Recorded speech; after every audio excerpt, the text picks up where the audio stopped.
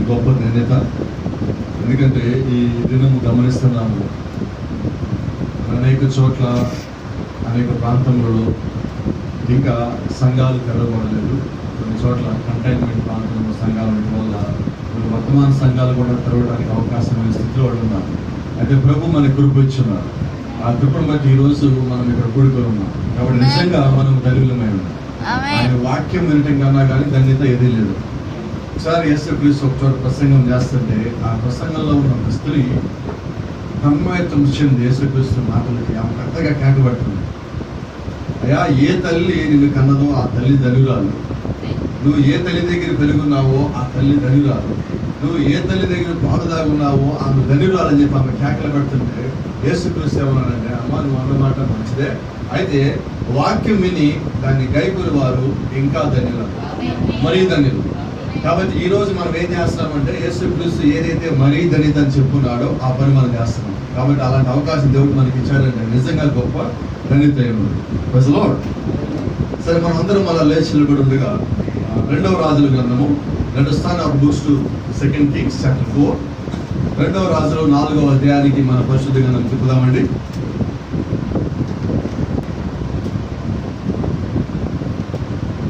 ఇది దాదాపుగా మనకు అందరికీ తెలిసిన భాగమే.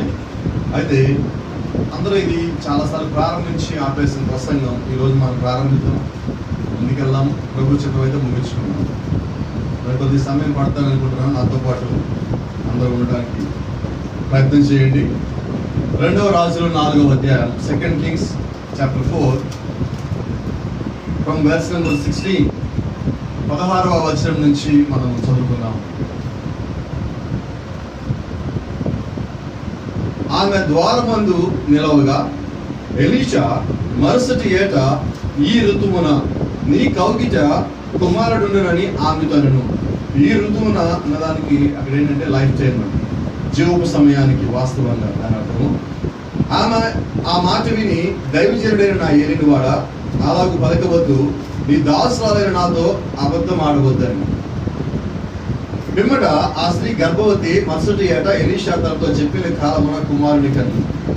ఆ బిడ్డ ఎదిగిన తర్వాత ఒకనాడు కోత కోయి వారి వద్ద ఉన్న తన తండ్రి దగ్గరకు పోయి అక్కడ ఉండగా వాడు నా తలపోయినే అని తన తండ్రితో చెప్పాడు.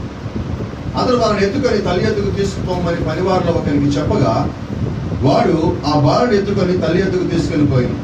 పిల్లవాడు మధ్యాహ్నం వరకు తల్లి తొడ మీద పడుకొని చనిపోయింది. ప్రార్థన చేసి, మహాగరుడ, మహాపరిశుద్ధుడా, వాతావరణములను కాలములను నీ స్వాధీనంలో ఉంచుకునేవారా, ఈ కూడికిలో మేము ఇక్కడ రావడానికన్నా ముందుగానే ఈ కూడి యొక్క ముగింపును చూసినవారా, ఉదయకాలం నీ నిమిత్తం మేము ప్రార్థిస్తున్నాము. ఈ యొక్క ఆరాధన నీ నిమిత్తం జరుగుతూ ఉన్నది.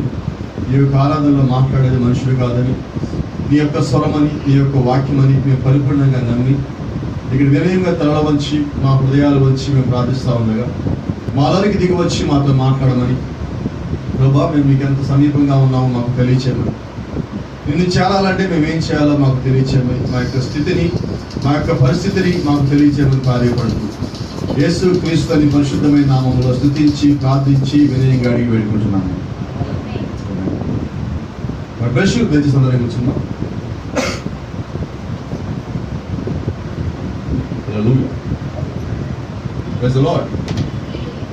అస్సలు సరిపోతానికి కూడా సరిపోదు వాతావరణం. మెసేజ్ సంఘం అంటే ఇలా ఉండదు. మెసేజ్ సంఘం అంటే ఎలా ఉంటుందంటే ఒక రకమైన 7 ఉరుములు కనిపిస్తూ ఉంటాయి, 7 సంఘకాలాలు కనిపిస్తూ ఉంటాయి, 7 దూతలు వర్తమానం కనిపిస్తూ ఉంటాయి. పరలోక రాజ్యంలో ఎలాగైతే కోటాను కోట్ల దూతలు, 4 జీవులు నిత్యము 365 రోజులు, రోజుకి 24 గంటలు పరిశుద్ధుడు పరిశుద్ధుడు పరిశుద్ధుడు అని కేకలు పెడతా ఉంటే ఆ మధ్యలో అక్కడ దేవుని యొక్క ప్రసంగం ఉంటుంది. కాబట్టి ఈ రోజు మనం అటువంటి ధన్యత, అటువంటి ప్రసంగం కావాలంటే మనము ఇక్కడ అటువంటి వాతావరణం కలగజేయాలి. ఆ వాతావరణం ఇక్కడ ఉన్నదా? బయట ఎండను పట్టించుకోవద్దు, లోపల నొక్కపోతను పట్టించుకోవద్దు. అయితే మన మీద కురిపించబోయే పరిశుద్ధాత్మను మాత్రం గమనించండి. అది మాత్రం మన లోపల కావాలి, అది మాత్రం మనకి అవసరమై ఉన్నది. మరి ఇదే ఉత్సాహంగా మీరుంటే ఈ రోజు మంచి వర్తమానం మాట్లాడదాం అనుకుంటున్నాం. అనుకుంటారు ఏంటి శూన్యమైన వర్తమానం చదివించారు, నేను మంచి వర్తమానం అంటే ఎన్నిసార్లు మనం వెళ్ళేదని లోపల మీకు అనిపించవచ్చు. అయితే మరి ఈరోజు 7వ ముద్ర గురించి నేను మాట్లాడతాను. Praise the Lord. మీరు చదివించింది ఏంటి పాస్టర్ గారు, మీరు చెప్తున్న టైటిల్ ఏంటి పాస్టర్ గారు అంటారా? ప్రభు చిత్తం నా చిత్తం ఏమి గారు. అయితే ఇక్కడ ఒక చిన్న మాట తీసుకుందాం, అక్కడి నుంచి మనం ప్రారంభించుకుందాం. 18వ వచనం, 18th verse, 2 Kings chapter 4, 18th verse. 2వ రాజులు 4వ అధ్యాయము 18వ వచనంలో చిన్న మాట ఉంది. అయితే ఇంగ్లీష్లో అది 19th ఉన్నది, తెలుగులో 18లో ఉన్నది. ఆ బిడ్డ ఎదిగిన తర్వాత ఒకనాడు కోత కోయి వారంతున్న తన తండ్రి దగ్గరికి పోయి అక్కడ ఉండగా వాడు నా తలపోయినే అని తన తండ్రితో చెప్పాను. ఈరోజు మనం అదే టైటిల్గా పెట్టుకున్నాం. ఏంటంటే టైటిల్ నా తలపోయినే. ఒక చిన్న ప్రశ్న మనం ప్రారంభించుకుందామా? తల అంటే ఏంటండి? ఒక చిన్న మాట చెప్పండి. ఈ తలగాని పోతే ఈ నోరు ఎక్కడి నుంచి మాట్లాడదు. తలలో నోరు కూడా భాగమైంది. ఇప్పుడు ఆ పిల్లోడు ఏమన్నాడంటే నా తల పోయింది అంటున్నాడు. తల పోయింది అంటే ఈ తల ఎక్కడ పడిపోయింది, లేదా ఈ తల ఇక్కడ లేకుండా పోయింది, లేకపోతే తల ఉన్నా కూడా తెలియని స్థితిలో ఉంది. ఈ మూడింట్లో ఏదో ఒకటే ఉండాలి. అయితే జాగ్రత్తగా గమనించినట్లయితే, చరిత్ర కానీ ప్రవక్త మాట్లాడిన వర్తమానం కానీ గమనించినట్లయితే, ప్రవక్త చెప్పిన దాని ప్రకారంగా అయితే ఆ పిల్లవాడికి సుమారుగా 12 ఏళ్ళు, 12 years. మరి 12 ఏళ్ళు పిల్లవాడు అంటే నా తలపోయిన అని చెప్పి ఉచితంగా అనే స్థితి అయితే కాదు, ఏదో అక్కడ జరిగినది. అయితే అక్కడ ఇంకో మార్పుని గమనించాల్సింది, మళ్ళా చదివిస్తుంది అదే. ఆ బిడ్డ ఎదిగిన తర్వాత ఒకనాడు కోత కోయి వారి వద్దనున్న తన తండ్రి దగ్గరకు పోయి, అంటే అది ఏ కాలము? కోత కోసే కాలం. కోత కోసే కాలం ఇతను ఏమయ్యాడు? It's harvest time. సో కోత కోసే కాలంలో తండ్రి దగ్గరికి ఈమె పోయాడు. కుమారుడు ఎక్కడికి వెళ్ళాలి చివరికి? ఇప్పుడు మనమందరం ఎక్కడికి వెళ్ళాలి చివరికి?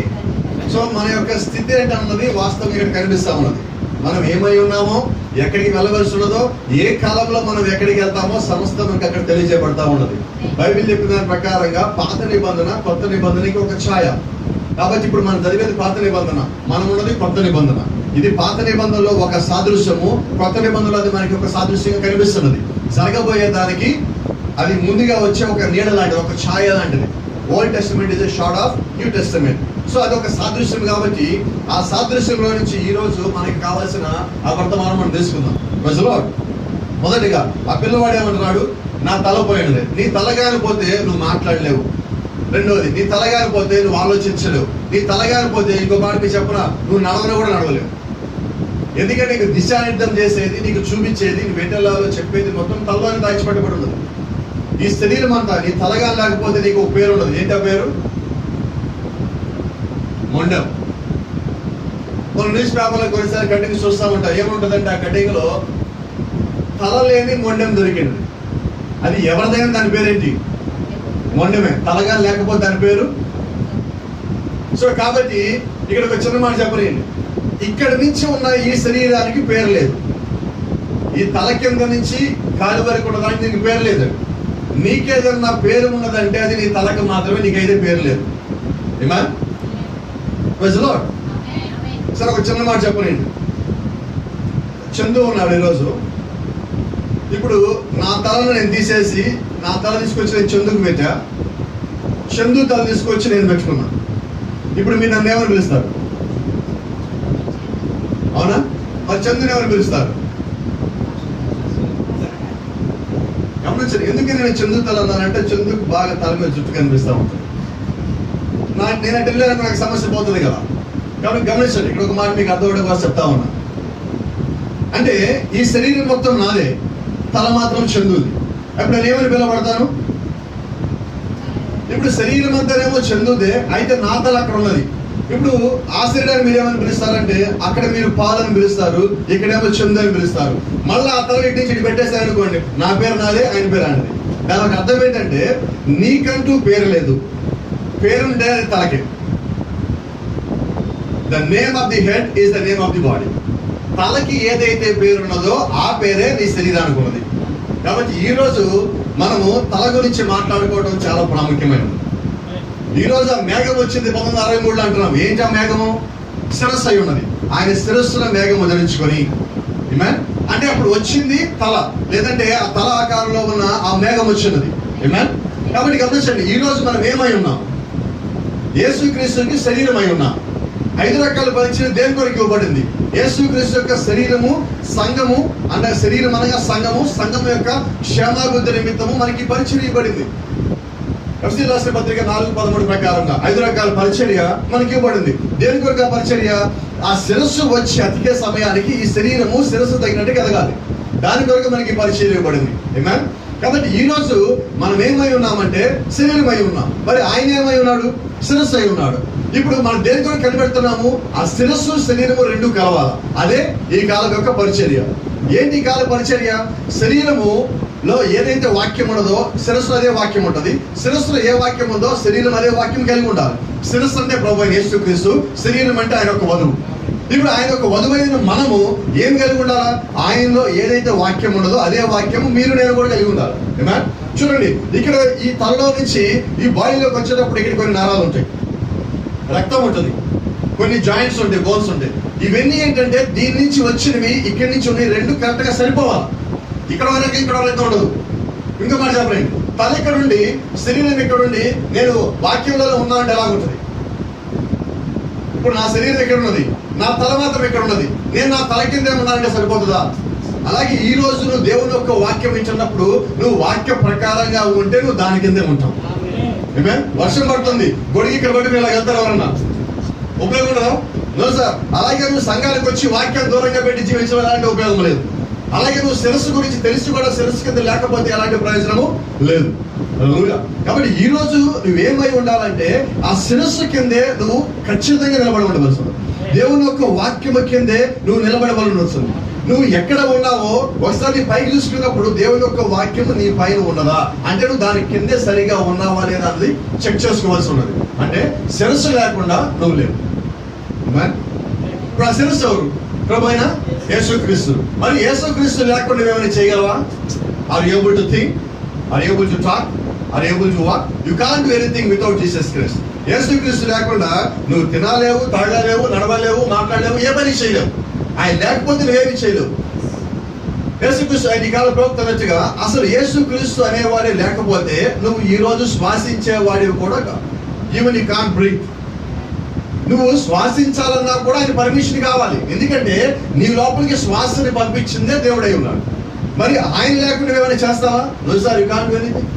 ఏమి చేయలేదు నువ్వు. కాబట్టి ప్రభువైన యేసుక్రీస్తు నీకు తెలియకుండా, నీకు కనబడకుండా నీ జీవితం మొత్తం ఆయనే ఉన్నాడు. ప్రతి దాంట్లో ఆయనే ఉన్నాడు. నువ్వు చేసే పనిలో ఉన్నాడు, నువ్వు నడిచే నడకలో ఉన్నాడు, నీ యొక్క కదలికలో ఉన్నాడు, ప్రతి ఒక్క క్రియలో ఉన్నాడు. ఇంకా కరెక్ట్గా చెప్పాలంటే నీ ప్రతి ఒక్క ఆలోచనలో కూడా ఆయన ఉన్నాడు. ఆయన లేకుండా నువ్వు ఆలోచించలేవు. నువ్వు ఏ పని చేయాలన్నా, కనీసం నువ్వు ఇంట్లోంచి బయటకు వచ్చి నువ్వు సంఘంలో అడుగు పెట్టాలన్నా కూడా ఆయన నీతో పాటు రావాల్సిందే. మీరు అనుకుంటారు నేను ఒక్కడే వచ్చాను భాస్కర్ అక్కడి నుంచి అంటారు. అసలు ఒక్కడే రావడం అనేది చరిత్రలో లేదు.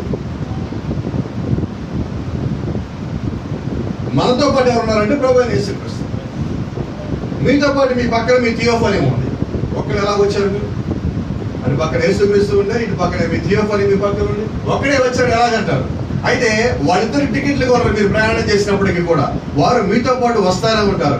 ఒకళ్ళు మీకు భద్రతగా ఉండేవాళ్ళు, రెండో వాళ్ళు మీరు ఈ శరీరం నుంచి ఆ శరీరంలోకి వెళ్ళేప్పుడు మనం తీసుకుపోవడానికి వచ్చే ఆ ఒక క్యారీ బ్యాగ్ థియోఫనీ అంటే. మరి ఈ రెండు మీతో పాటే ఉన్నాయి. అంటే దేవుడు ప్లస్ మీకు ఒక సిద్ధపరిచిన ఆ శరీరము ఎప్పుడు మీతో పాటే, మీతోనే కనిపెట్టుకుని తిరుగుతా ఉంది. సరే, వర్తమానం దగ్గరికి వద్దాము. ఇప్పుడు ఆ పిల్లలు పెట్టిన కేక కొద్దిగా అర్థవంతంగా ఉన్నది, కొద్దిగా అర్థం కాకుండా ఉన్నది. కరెక్ట్ గా మాట్లాడితే అస్పష్ట ధ్వని, అన్సర్టన్ సౌండ్. అస్పష్ట ధ్వని ఏంటి? అస్పష్ట ధ్వని అంటే నా తల పోయింది అన్నప్పుడు నాకు స్వరం ఎక్కడి నుంచి రావాలి? స్వరం నాటానికి వీల్లేదు. స్వరం వస్తుందంటే తల పోలేదని. మరి తలపోయినప్పుడు నా తలపోయిందని ఎలాగంటాడు? నా తలపోయింది అని అంటున్నాడంటే అక్కడ అతను ఒక రకమైన గందరగోళ స్థితిలో ఉన్నాడు. అతని శరీరంలో నుంచి తల వేరుపడిపోలా, అతని శరీరంతో పాటు తల ఉన్నది. అయినప్పటికీ అతని ఒక స్థితి ఎలా ఉండదంటే నా తల ఆ తల మీద లేదు అని ఒక స్థితికి వెళ్ళిపోయి ఉన్నాడు. అది ఎలాంటిదంటే ఈ రోజు ఈ సంఘ కాలం యొక్క స్థితి. అన్నీ ఉన్నాయి, శరీరం ఉన్నది, వస్త్రాలు ఉన్నాయి, డబ్బు ఉన్నది, అట్లోకి అన్నీ లేవా? అన్నీ ఉన్నాయి. అన్నీ ఉన్నప్పటికీ కూడా వాళ్ళ యొక్క స్థితి ఏంటంటే ఏదో కోల్పోయామని ఒక స్థితి. ఈరోజు మీరు ఏ కుటుంబంలో అయినా కానీ చూడండి, ప్రతి కుటుంబంలో ఈడు లేదు వాళ్ళు లేదు, భూమి మీద ఎవరైతే కుటుంబాలు ఉన్నాయో వాళ్ళందరితో నేను అంటున్నా ఒక మాట, అన్నీ ఉన్న ప్రతి కుటుంబంలో ఏదో ఒక వెలుతుంటుంది, ఏదో ఒక శోధన ఉంటుంది, ఏదో ఒక దాని నిమిత్తము వాళ్ళు ఇబ్బంది పడుతున్నట్టుగా మీకు కనిపిస్తూ ఉంటుంది. అన్నీ ఉన్నాయి. ఎవరు మీరు అడిగినా కానీ మీ కుటుంబం బాగుండదా అంటే బాగానే ఉందంటారు. అంతా బాగానే ఉన్నప్పటికీ కూడా ఆ స్థితిలో ఏముంటుందంటే నా దగ్గర ఏదో లేదు, నాకు ఏదో కావాలి, నేను ఏదో కోల్పోయాను. వాళ్ళు చిన్నోళ్ళు కానివ్వండి, పెద్దోళ్ళు కానివ్వండి, వయసు ఏదైనా కానివ్వండి, వాళ్ళ యొక్క స్థితి ఏదైనా కానివ్వండి, ప్రతి ఒక్కరిలో ఇంకా నాకు ఏదో కావాలి, నేను ఏదో కోల్పోయాను, నాకు రావాల్సి నాకు రాలేదు అనే ఒక రకమైన భావనలో మనం ఉంటాం. అంటారా కాదంటారు? మీకు కొంచెం అర్థమయ్యేట్టుగా మాట్లాడదాం. ఒకళ్ళ స్థితి ఎలా ఉంటుందంటే డబ్బు లేదు, నాకు అన్నీ ఉంది. ఇంకొకరి స్థితి ఏంటంటే డబ్బు ఉన్నది, నాకు మంచి ఆరోగ్యం లేదు. ఇంకొక స్థితి ఏంటంటే డబ్బు ఉన్నది, ఆరోగ్యం ఉండదు, మనశ్శాంతి లేదు. ఇలాగ ప్రతి ఒక్కరికి ఏదో ఒకటి కొరతగానే ఉంటుంది. ఈ భూమి మీద నువ్వు ఉన్నంత వరకు కూడా అన్నీ నాకు బాగానే ఉన్నాయి అని బయటికి చెప్పినప్పటికీ కూడా నీకు ఏదో ఒకటి కొరతగానే కొదవగానే ఉంటుంది. అసలు కొరత కొదవ లేని వారు ఎవరు ఉన్నారంటే ఆయన ఒక్కడు మాత్రమే, ఆయన దేవుడై ఉన్నారు. ఆయనకి మాత్రమే సమస్తము సాధ్యమవుతుంది. ఆయన ఏమీ లేకపోయినా దానిలో సమస్తాన్ని చూడగలడు. బైబిల్ చెప్తా ఉన్నది, ఆయన శూన్యములో నుంచి భూమిని సృష్టించను. శూన్యం అంటే ఏమీ లేనిది, ఇట్స్ నల్ పొజిషన్. ఆయన ఏమీ లేని ఒక స్థితి నుంచి ఆయన భూమిని తయారు చేస్తున్నాడు. ఆ భూమిలో నుంచి సమస్తాన్ని సృష్టించున్నాడు. అంటే ఏమీ లేకపోయినా తయారు చేయగలడు. మనం అక్కడ ఏమీ లేకపోతే మనం తయారు చేయలేమండి. కొన్నిసార్లు గమనించండి, కొన్నిసార్లు కొంతమందికి వాళ్ళకి అవకాశాలు ఇచ్చినా వచ్చినా దాన్ని వాడుకోలేరు. కొంతమంది అవకాశం లేకపోయినా అవకాశాలు ఎత్తుకుంటూ ఉంటారు. అయితే గమనించండి, దేవుడు ఏం చేస్తారంటే నీకు అవకాశం ఇచ్చాడు, అవకాశం సృష్టించుకోవడం కూడా నీకు ఇచ్చున్నాడు. ఎందుకంటే నువ్వు ఆయన యొక్క కుమారుడు ఉన్నావు. ఆయనలో ఉన్న గుణలక్షణాన్ని నీ లోపల కూడా పెట్టున్నాడు. అయితే అది నీ లోపల పరిపూర్ణంగా ఇంకా ఎదగల. ఎందుకని ఎదగలేదంటే అది నీ లోపల ఎదగడానికి కావాల్సిన వాతావరణం నువ్వు సృష్టించలేదు. ఈరోజు కూడా వాక్యం చెప్పడానికన్నా ముందు ఇక్కడికి వచ్చి నిలబడే సమయానికి ఎలా ఉండాలంటే ఇక్కడ వాతావరణము నాకు వాక్యం కావాలి అనే స్థితికి వచ్చేయాలి సంఘం. ఎందుకు మనం పాటలు పాడుతుంటాము? బయట ఉన్న ఆలోచనలు మొత్తము మర్చిపోవడం కొరకు ఇక్కడ మనం పాటలు పాడేది. బయట మనం ఎక్కడి నుంచి వచ్చాము, ఇంట్లో వచ్చేటప్పుడు ఉదయకాలం ఇంట్లో ఒక ఒత్తిడి ఉంటుంది, ఒక ఇబ్బంది ఉంటుంది, ఒక టెన్షన్ ఉంటుంది. కొంతమందికి ఏమో నేను త్వరగా వెళ్ళాలని ఒక టెన్షన్, కొంతమందికి ఏమో వెళ్ళొచ్చాలని ఒక నిర్లిప్తత, కొంతమంది నేను వెళ్ళిపోవాలని ఒక, అంటే రకరకాల ఆలోచనలతో మన ఇళ్లలో ఉన్నాం. పైగా ఆదివారం వరకు ఇంట్లో వాతావరణం అంతా బాగానే ఉంటుంది. ఆదివారం ఉదయం మా ఇంట్లో ఎవరో ఒకరు ఏదో ఒక మాట అంటారు, అక్కడ మిగిలి వాతావరణం మొత్తం స్పాయిల్ అయిపోతుంది. ఎలా వస్తామంటే ఇంట్లో నుంచి మరి తెలుగులో ఒక పదం ఉంది, ఇంగ్లీష్ దాని పదం నాకు తెలియదు కానీ ఇంట్లో విసవిస బయటకు వస్తాం. విసవిస అంటే రోజులాడుతూ బయటకు వస్తామని, అంటే అపవాపం బయటకు వస్తాను. నేను చర్చికి వెళ్తాను, చర్చికి నువ్వు అలాగ రావద్దు, చర్చికి నువ్వు సంతోషంగా రా. నువ్వు కోపంతోనో ఏదో సాధించాలనో ఏదో రకమైన దాన్ని పెట్టుకొని నువ్వు ఇక్కడ చర్చికి రావడం వల్ల ఒక ప్రయోజనం అనేది తెలియదు. నువ్వు ఎటువంటి స్థితిలో ఉన్నప్పటికీ ఆ స్థితిని పోగొట్టేది సంఘం యొక్క సహవాసం. సంఘం యొక్క ఆరాధన నువ్వు పాల్గొన్నప్పుడు, దేవుడు నీతో మాట్లాడినప్పుడు నీలో ఉన్న ఆ నిర్లిప్తత, నిరాశ, ఆ కోపము, లేకపోతే ఆ దుఃఖము, ఆ బాధ, అనారోగ్యం ఏదైతే ఉందో దాన్ని మొత్తం దేవుడు తొలగించి వేస్తాడు, తీసివేస్తాడు. అటువంటిది మనకి కావాల్సినది. అయితే నేననేది ఏంటంటే నువ్వు ప్రతిరోజు ఏదో ఒక దాంతోనో ఇబ్బందుల నుంచో శోధన నుంచి నువ్వు బయటికి రావాల్సిందే. ప్రతిరోజు ఉదయకాలం నువ్వు పడే బాధ సాయంకాలానికి పోవచ్చు, లేదంటే ఉదయకాలం నాకేం బాధ లేదనుకుంటే సాయంకాలం కొత్త బాధ ఒకటి రావచ్చు. ఏదో ఒకటి జరగాల్సిందే. ప్రతిరోజు సాయంకాలానికి ఈ రోజు నాకు ఏమీ లేదు అనుకోవడానికి లేదు, ఏదో చిన్నదో పెద్దదో మన కుటుంబంలో జరుగుతుంది. అయితే కొన్నేమో మన రాబోయే జీవితం మీద ప్రభావం చూపిస్తాయి, కొన్నేమో ఆ రోజు వరకే ప్రభావం చూపిస్తాయి. అయితే దేవుని యొక్క వాక్యము నిజంగా నీతో కానీ మాట్లాడిందంటే దాని యొక్క ప్రభావము ఆ గంటకే కాదు, ఆ రోజుకే కాదు, అది నువ్వు జీవిత కాలము కూడా ఆ ప్రభావం కిందే ఉంటావు. హల్లెలూయా. కాబట్టి ఈ రోజు మనం ఎటువంటి వాక్యం కావాలని కోరుకునే సంఘానికి వస్తామంటే నా జీవితాన్ని మార్చే వాక్యం నాకు ఇక్కడ కావాలి, నా జీవిత కాలానికి సరిపడే వాక్యము నాకు ఇక్కడ కావాలా అనే స్థితిలో నేను మన సంఘానికి అడుగు పెడతాను. అదే స్థితిలోనే మన సంఘం లోపలికి వస్తాం. అలా కాకుండా ఒక సంఘ ఆరాధన నేను వెళ్ళాలి, నేను ఆదివారం ఉన్నాను, నేను వెళ్ళాల్సిందే చర్చికి అనుకోని మీరు రావద్దు. ఇది ఒక పని కాదు, ఇది ఒక డ్యూటీ కాదు, ఇది మన ఆత్మీయత, ఇది నా భక్తి, ఇది దేవుడు నాకు ఏర్పరిచిన క్రమము, ఇది నా యొక్క బాధ్యత. అంతేగాని చూడండి, అమెరికాలో కానీ లేదంటే ఇతర మీరు వెస్టర్న్ కంట్రీస్కి వెళ్ళినప్పుడు అక్కడ ఉద్యోగాలు ఎలా చేస్తారంటే ఉదయం 10 గంటల నుంచి సాయంకాలం 5 గంటల వరకు. మీ గతంలో కూడా చెప్పాను మీకు, ఒక మిషన్ని వాళ్ళు ఇక్కడి నుంచి ఇక్కడ దాకా దింపారు, ఇక్కడ కూడా దింపాలి కరెక్ట్గా. 5 గంటలు అయ్యేటప్పటికి మిషన్ ఇక్కడ దాకా వచ్చి ఆగిపోయింది, ఇంకొక 4 అంగుళాలు ఉన్నారు. వాడు ఏం చేస్తారంటే మిషన్ స్విచ్ ఆపేసి వెళ్ళిపోతారంట. ఏంటది? టైం 5 అయింది, నా డ్యూటీ అయిపోయిందంట. ఈ కొద్దిగా దింపేళ్ళమంటే నా డ్యూటీ టైం ఎంత? 5. సో 5 వరకు నేను ఉంటాను.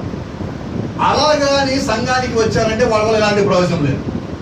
అదొకటి నేను చెప్తున్నాను. ఇక్కడికి వచ్చినప్పుడు ఎలా ఉండాలంటే దేవుడు నాతో మాట్లాడితే పూర్తిగా తీసుకోవాలి.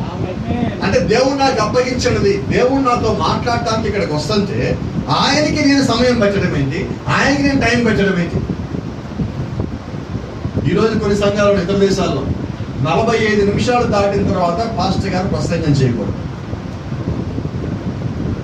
ఎక్కడో ప్రవక్త ఒక వర్తమానంలో ఒక మాట అన్నాడంట, 45 నిమిషాలు దాటిన తర్వాత విశ్వాసి మాత్రం అలాగే చూస్తానే ఉంటాడంట పాస్టర్ గారు.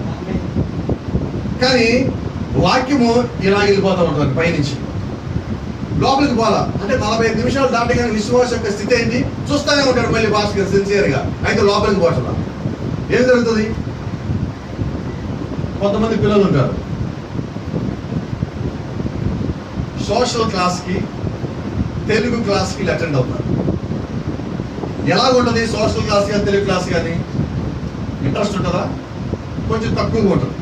మ్యాథ్స్ ఇంట్రెస్ట్ కానీ, ఎందుకంటే మ్యాథ్స్ టీచర్లు ఎక్కువ కొట్టేవాళ్ళు వస్తూ ఉంటారు కాబట్టి మ్యాథ్స్ని చాలా జాగ్రత్తగా వింటారు. సోషల్ టీచర్లు ఏంటంటే అందుకే పట్టించుకోరు, కొంచెం లైట్ వదిలిపెడతా ఉంటారు.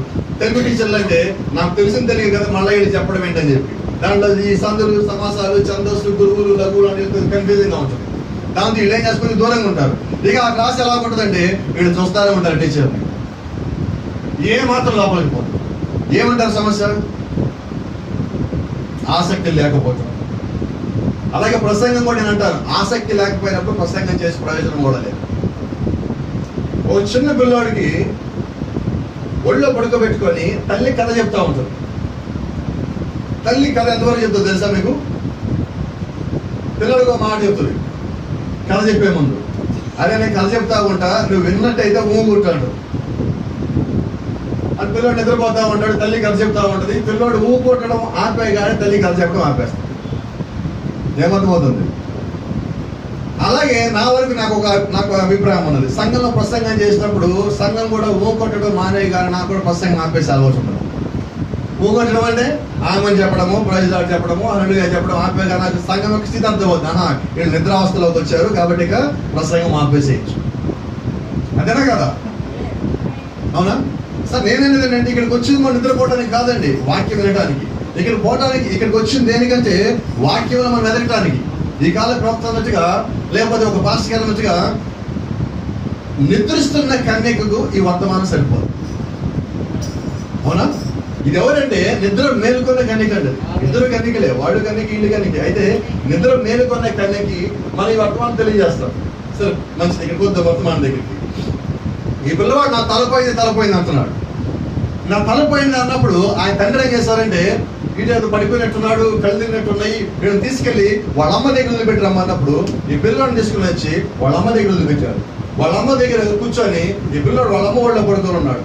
ఇందులో ఇంటికి చాలా మంది బంధువులు, స్నేహితులు, చుట్టాలు వచ్చారు. అమ్మ నీ కుమారుడు పుట్టాడంటే కదా. ఆమె చెప్తా, అవును నా కుమారుడు పుట్టాడు. ఇంతకుముందు నీకు పిల్లలు లేరు కదా. అవును పిల్లలు లేరు. ఇప్పుడు ఎలా పుట్టాడు ఈ కుమారుడు? మా ఇంటికి ఒక ప్రవక్త వచ్చున్నాడు, ఆ ప్రవక్త పేరు ఎలీషా. నేను ఎలీషాని మా ఇంట్లో చేర్చుకున్నా. ప్రవక్తలు చేర్చుకున్న వారు ప్రవక్త ఫలాన్ని పొందుకుంటారు. ఇప్పుడు ఆ ప్రవక్త అయిన ఎలీషాని చేర్చుకున్న కారణం చేత ఆ ప్రవక్తకి వచ్చిన ఫలముని పొందుకున్నది. ఎలా పొందుకున్నది? ఒక కుమారుడిగా పొందుకున్నది. ఆ కుమారుడు ఈ కుమారుడే అని సాక్ష్యం చెప్తా ఉన్నది. కొద్దిసేపటికి మధ్యాహ్నం సమయంలో సుమారుగా 2 గంటలు 3 గంటల సమయంలో ఆ పిల్లవాడు చనిపోవడం జరిగింది. అప్పుడు దాకా సాక్ష్యం వింటున్న వారందరూ ఉన్నారు. వాళ్ళు అన్నారు, అమ్మా నువ్వు ప్రవక్త వల్ల కుమారుడు పొందుకున్నావు అన్నావు కదా, మరి ప్రవక్త ఎక్కడ నీకు చచ్చిపోయిన కుమారుడు ఇస్తారా? కాబట్టి నీ సాక్ష్యం అన్నా తప్పు, లేదంటే ప్రవక్త అన్నా తప్పు. ఈరోజు అన్నిటికన్నా ఈజీ అయితే కదా. మనకు అర్థం కాకపోతే ప్రవక్త తప్పు అంటే పోతుంది. ఈ రోజు చాలా మందికి వర్తమానం అర్థం కాక బైబిల్ అర్థం కాక ఏమంటారంటే ఈ బ్రహ్నాం బోధ తప్పు అంటున్నారు. వాస్తవానికి అసలు బ్రహ్నాముకి ఒక బోధ అనేది లేదు. బ్రహ్నాంకి ఒక బోధ లేదు. బ్రహ్నాంకి ఒక డినామినేషన్ పెట్టాలి, ఒక సంఘం పెట్టాలి, ఆయన ఒక సంస్థ పెట్టి అందరిని పెట్టి వాళ్ళ జీతాలు ఇవ్వాలి. ఆయన ఏం చేశారంటే బైబిల్లో ఉన్న వాక్యం ఉన్నట్టుగా చెప్పండి, అది ఆయన బోధ. అపోస్తలులు ఏం చెప్పారో మీరు అలాగే చెప్పండి, అలాగే మీరు ఉన్నప్పుడు దేవుడు యొక్క కార్యాలు కూడా అలాగే జరుగుతాయి, అది ఆయన చెప్పింది. ఈ వాక్యాన్ని వంకర చేసినప్పుడు అక్కడ దేవుడు యొక్క కార్యాలు జరగవు. వాక్యాన్ని వంకరం చేయకుండా సంకరం చేయకుండా ఉన్నది ఉన్నట్టుగా నువ్వు చెప్తా ఉన్నప్పుడు అక్కడ దేవుడు యొక్క కార్యములు జరుగుతాయి, అక్కడ దేవుడు యొక్క స్వస్థతలు జరుగుతాయి, అద్భుత కార్యములు జరుగుతాయి, సూచనలు జరుగుతాయి. ఇవేమి జరగట్లేదంటే దాని అర్థము అక్కడ సంఘములో సరిగ్గా వాక్యము చెప్పబడటల్లా, సరైన ప్రతిష్ఠ కింద వారు లేరు, దేవుని యొక్క నడిపింపు కింద లేరని దానికి అర్థం. సంఘము యొక్క సంఖ్య ఎంత ఉన్న అవసరం అండి, సంఘములో పరిశుద్ధాత్మ ఉన్నాడా లేడా అన్నది లెక్క. ఏది మనకి ప్రామాణికం?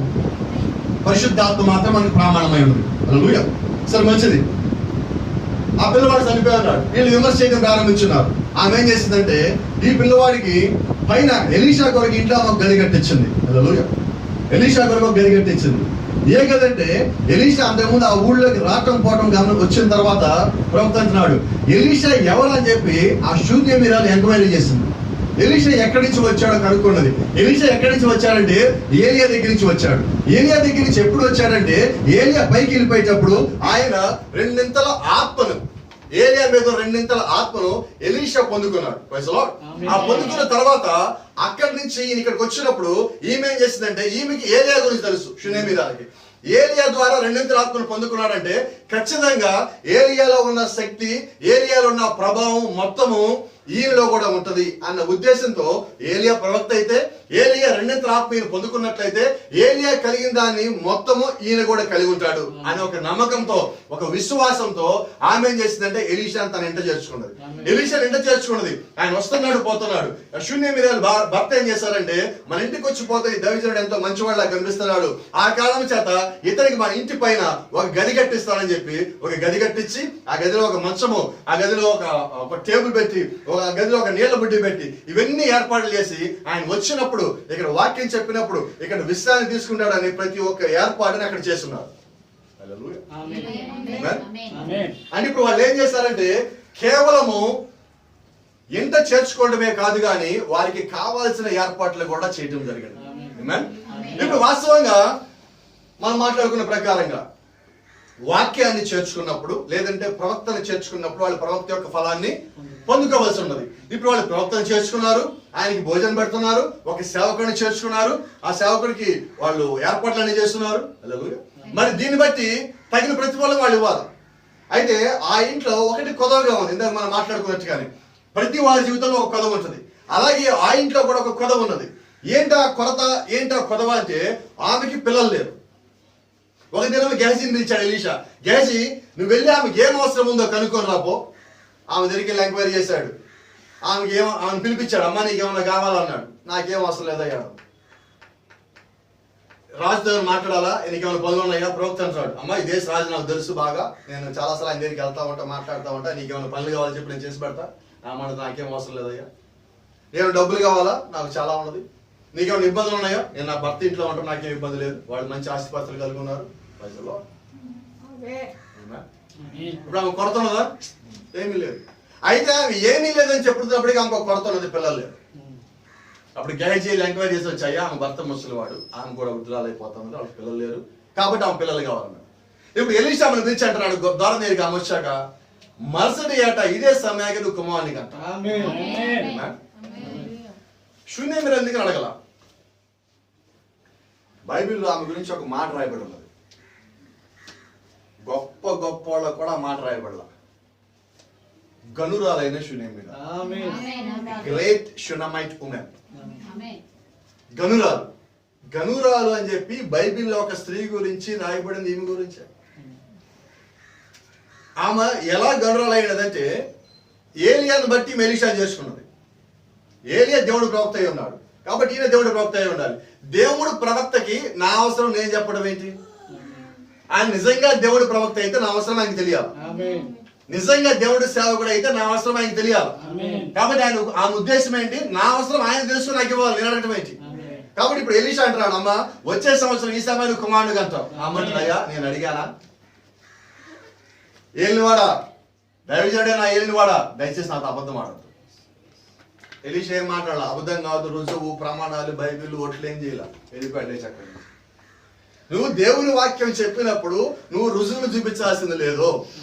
అది దేవుడి వాక్యం అయి ఉంటే రుజువులు పురుగులతో పని లేదు, అది విశ్వాసానికి సంబంధించిన పని. కాబట్టి ఎలీషా అక్కడి నుంచి మాట్లాడకుండా లేచాడు, వెళ్ళిపోయాడు. మళ్ళా ఎలీషా అక్కడికి రాల. మరొకసారి ఏట ఎలీషా చెప్పిన సమయానికి ఆమె కుమారుడు కన్నది. దేవుని నామానికి మహిమ కలుగును గాక. కొద్ది కాలం గడిచిపోయింది. కొద్ది కాలం గడిచిపోయాక ఇదిగో ఈ సంఘటన జరిగింది. ఇప్పుడు ఆమె ఏం చేసిందంటే ఆ పిల్లవాడిని ఎలీషా కొరకు కట్టిన గది ఏదైతే ఉన్నదో ఆ గదిలో ఎలీషా మంచం మీద పడుకోబెట్టి బయటకు వచ్చి ఆ గది తలుపులేసి మిగిలినందరూ చెప్పింది, ఎవరు ఆ గదిలోకి పోవద్దు, మీరందరూ అలాగే ఉండండి.